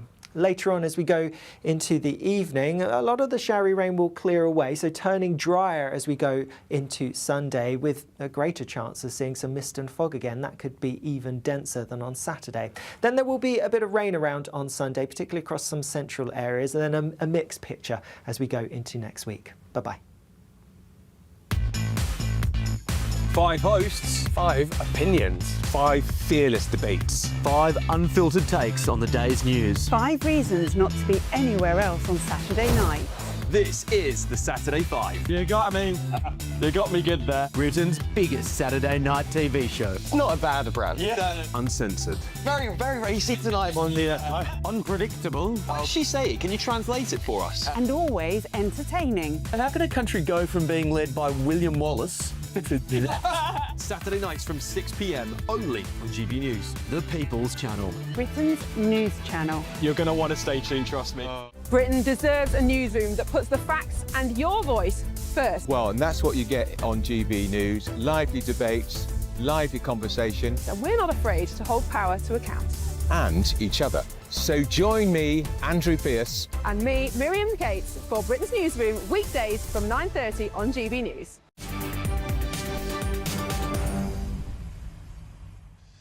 Welcome back. It's approaching 20 to 6 with me, Martin Daubney, here on GB News. Now, the Nottingham attacks killer Valdo Calacane could be stopped and should be stopped from claiming benefits in the government change to stop rewarding acts of violence. The government is looking to close a loophole, an astonishing loophole, which means that offenders detained in hospitals under a court order like Calacane could be paid more than £800 a month in universal credit. That's right. People inside for killing are still being paid by the British taxpayer. That could now be about to come to a much-needed end. I'm delighted to be joined in the studio by the father of the Nottingham attack victim, Barnaby Webber, David Webber. David, first of all, let's just start with a handshake. You're a legend. So happy that you're here. A lot of people watching the show will be astonished to even comprehend that a monster, a killer like Calacane and many, many, many others like him are even getting paid benefits in hospital in the first place. It's a crazy thing, and I've had so many conversations with people who just cannot believe what I'm saying. It beggars belief. I mean, you cannot... You know, in Calacane's case, he's murdered 3 people, Barnaby, Grace and Ian. He tried to kill 3 others. And he's been convicted and then managed to get away with a hospital order, and he's then in a hospital system being treated as a patient, and he's getting his benefits, and it's just wrong, you know. So not only we are as the public, we're paying for him to be basically in a hospital, we are giving him money so that one day, you know, when he does get out, because let's face it, hospital orders are not what people think they are, especially, you know, in our situation where we're told it's an indefinite hospital order. People think, oh, he's gone forever. He's not, you know. And the truth of the matter is that money sits in like a holding account. So that money, month by month, 800 quid, more sometimes, goes into a bank account. If you stay inside for 20 years, you can walk out with a lump sum of £100,000. That's been paid for by the taxpayer to a triple killer. What a nice release from jail present that is. The kind of money that people who lose their relatives can only dream of. It's like winning the lottery for some people. You know, these people have been given he's been given almost like a golden handshake. It's like, OK, you know, well done. You know, you've gone and murdered 3 people, off you go. Oh, and here's a load of money, you know. It's just wrong. And it's not like he's coming out into a system where he's being left, you know, he's not like kicked out the door and been left destitute. When he comes out, he will be given all the support, as all these people are, that the government, you know, to an extent where he'll be giving housing, he'll be given money, he'll be given a whole load of other stuff afterwards. So, no, it's not right. You know, a prisoner, if you were put into the prison system, So when we were talking to Pat McFadden yesterday, he was saying, when you put into the prison system, if you're then transferred from the prison system to the hospital system, you don't get it. You're not going to suddenly become, because you're not a patient, you're a prisoner that's been moved over. So why is that right? You know. On to the positives now.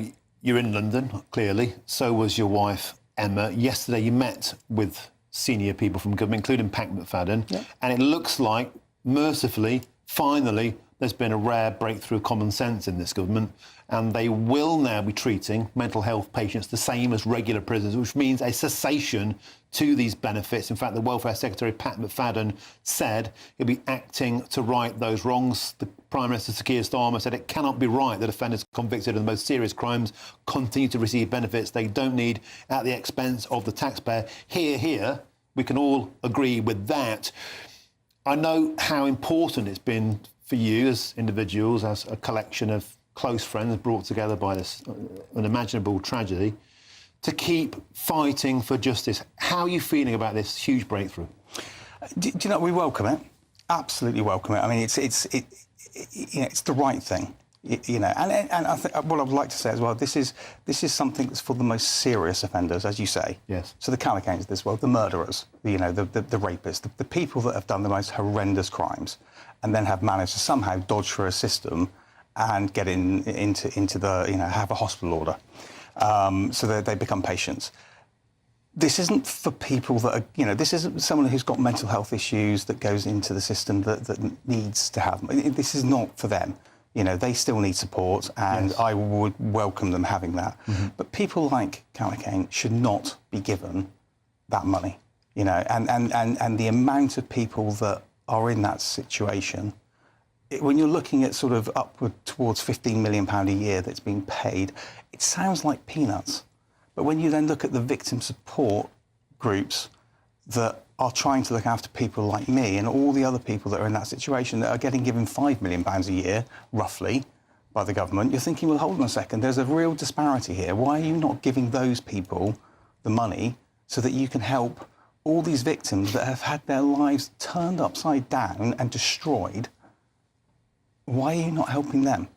Dave, I was honoured, I truly was, you know, I get so emotional about it, to walk with you that day on the second anniversary of your tremendous, unimaginable loss. I can see now, when you mention that name, it still like really gets you. When you mention Calicane, you almost lower your voice. It must be, all of this is like re-traumatising all of you, and it's so desperately unfair. It's absolutely. I mean, you know, bottom line is you strip away everything else, and we've been given a voice, not a voice that we ever wanted, but as families, we've been given voices that we can use, and we're using it, obviously, for our loved ones. However, if it benefits other people, that's fantastic. But actually, at the core of it, I'm still a father. I still have my life torn to shreds, and it will never get better. You know, I'm not going to be getting better, and that's the thing that I don't think people sometimes understand.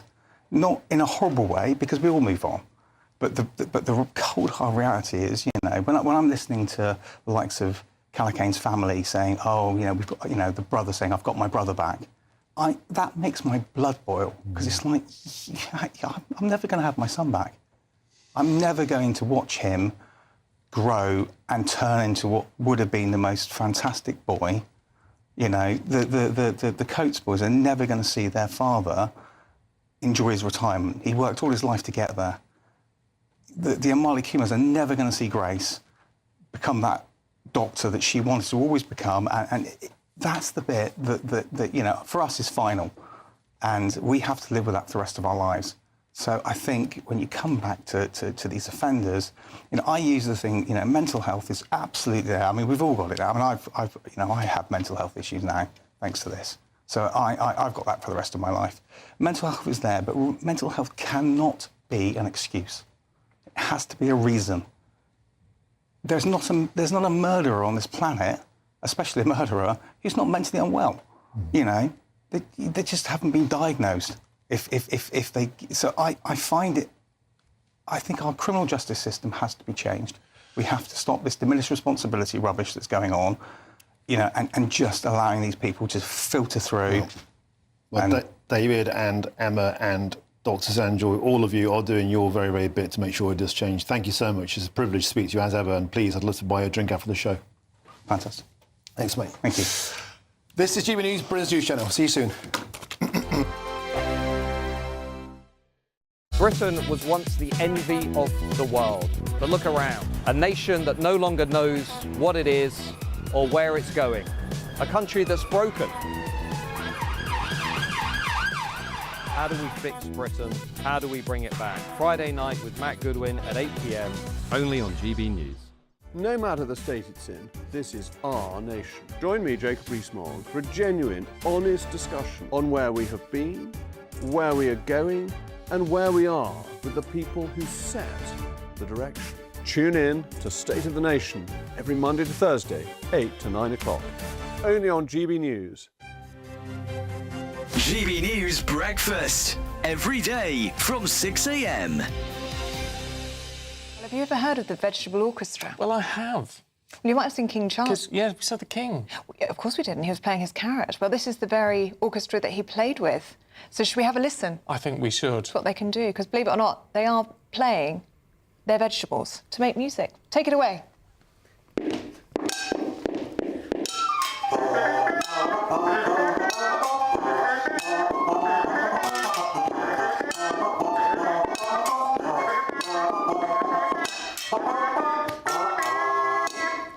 Well, that's a treat. That is extraordinary. It's Becky, Patrick, Claire and Simon. Morning to you guys. Why is it... we'll just get a microphone to you. There you go. What is the desire? Where does this come from, Patrick? Well, we like being silly. And we like making music, and we all like vegetables, so we put the three together, basically. So, for people listening on the radio, what vegetables are we playing this morning? So I've got a butternut squash, Simon is playing a sweet potato, Claire has a carrot, and on the end, Becky is playing some utensils. So she's got a cheese grater, a bowl and a saucepan. Very good. And how do you get the sound out of the vegetable? Are they hollowed through? Yeah, so these two instruments here on the end are like brass instruments. So we've got mouthpieces made of carrots, which we just buzz against using our lips.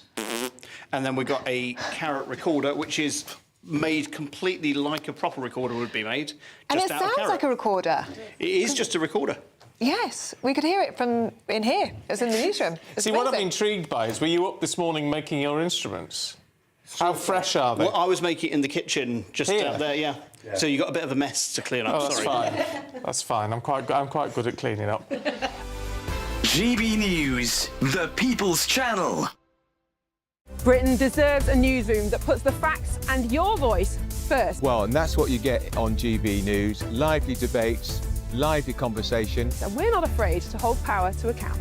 And each other. So join me, Andrew Pearce. And me, Miriam Cates, for Britain's Newsroom, weekdays from 9:30 on GB News. Well, good bag is 10-6. Now, the great British boozer is always never far from our lips here at GB News. Let's get my next guest in the studio now, Thomas Vosper, a man who's visited more than 1,000 great British boozers and counting. Started as a hobby, now it's a livelihood, and those are his beautiful books there. Now it's fighting for the survival of the great British boozer. Thomas, welcome to Westminster. You've been to over 1,000 pubs, charting the best and the legendary ones out there, but now you're on a fight for British pubs' survival, because let's face it, they're having a tough time. Yes, thanks for having me very much. Yeah, they are struggling at the moment quite a lot. I mean, of course, we hear about taxes and the way that rates are changing, but actually pubs, over the last 2 years, whilst I've been going across the country, have been telling me over and over again, it gets harder and harder just to exist. And you've got social media accounts, hundreds and hundreds of thousands of people watch your amazing videos where you go into a boozer, you tell its story, you talk to locals, you get right to the heart and soul, because pubs aren't just about pounds and pence. They're about communities. They're about the mortar that holds together the bricks of Britain. Yeah, absolutely. I mean, who would have thought when I started doing this 2 years ago that I would be here now with almost 500,000 followers? It is a crazy experience. Of course, you know, this for me started as a hobby. You know, and I'm going to give away my age now. As 20 years ago, as a group of 20-somethings, we would be going into London for our birthdays and get pretty bored of some of the soulless, expensive bars that would exist, and very aware of the fact that we're in one of the greatest cities in the world with 3,500 pubs, and between those pubs, some of the most iconic sites that you can see, anywhere in the world, and tourists come from everywhere to see them. That was our excuse then to go out on a pub crawl. And I've been through your top 10 pubs, Thomas Vosper. I've been to 4 out of 10 of them. I'm delighted to see that the old trip to Jerusalem and Nottingham, my home city, is there. Very, very quickly, what makes a beautiful pub? Well, I think the beauty of a pub is that what makes it special is very personal to you. Yes. One of the questions I do get asked more than any other is, what's the best pub to go to? But of course, some of them are huge, grand banking halls, buildings that have been repurposed, some of those old little pubs where you've got a nice flat warm ale and a fire to sit next to. It's just perfect. Well, we're going to go straight to a pub after this show. That's for damn sure. Mr. Thomas Vosper, thank you very, very much for joining us. Short but sweet, but let's have a drink after the show. Up next, it's Jubes & Co. This time, Miriam Cates, the legend. Miriam Cates, what's on your menu? Well, good evening, Martin, and we will, of course, have the latest on the fallout from the Robert Jenrick defection. Kemi Badenoch has today branded him a liar, but a lot of the conversation seems to be about whether or not Britain is broken and who can fix it. And an exclusive GB News poll reveals that the public is split about whether or not the Jenrick defection will be good or bad for reform. We're also going to be talking about that West Midlands Chief Constable who's finally left following allegations that he lied to keep Jewish fans away from a football match. But he's retired and not resigned. That's all coming up with me after your weather.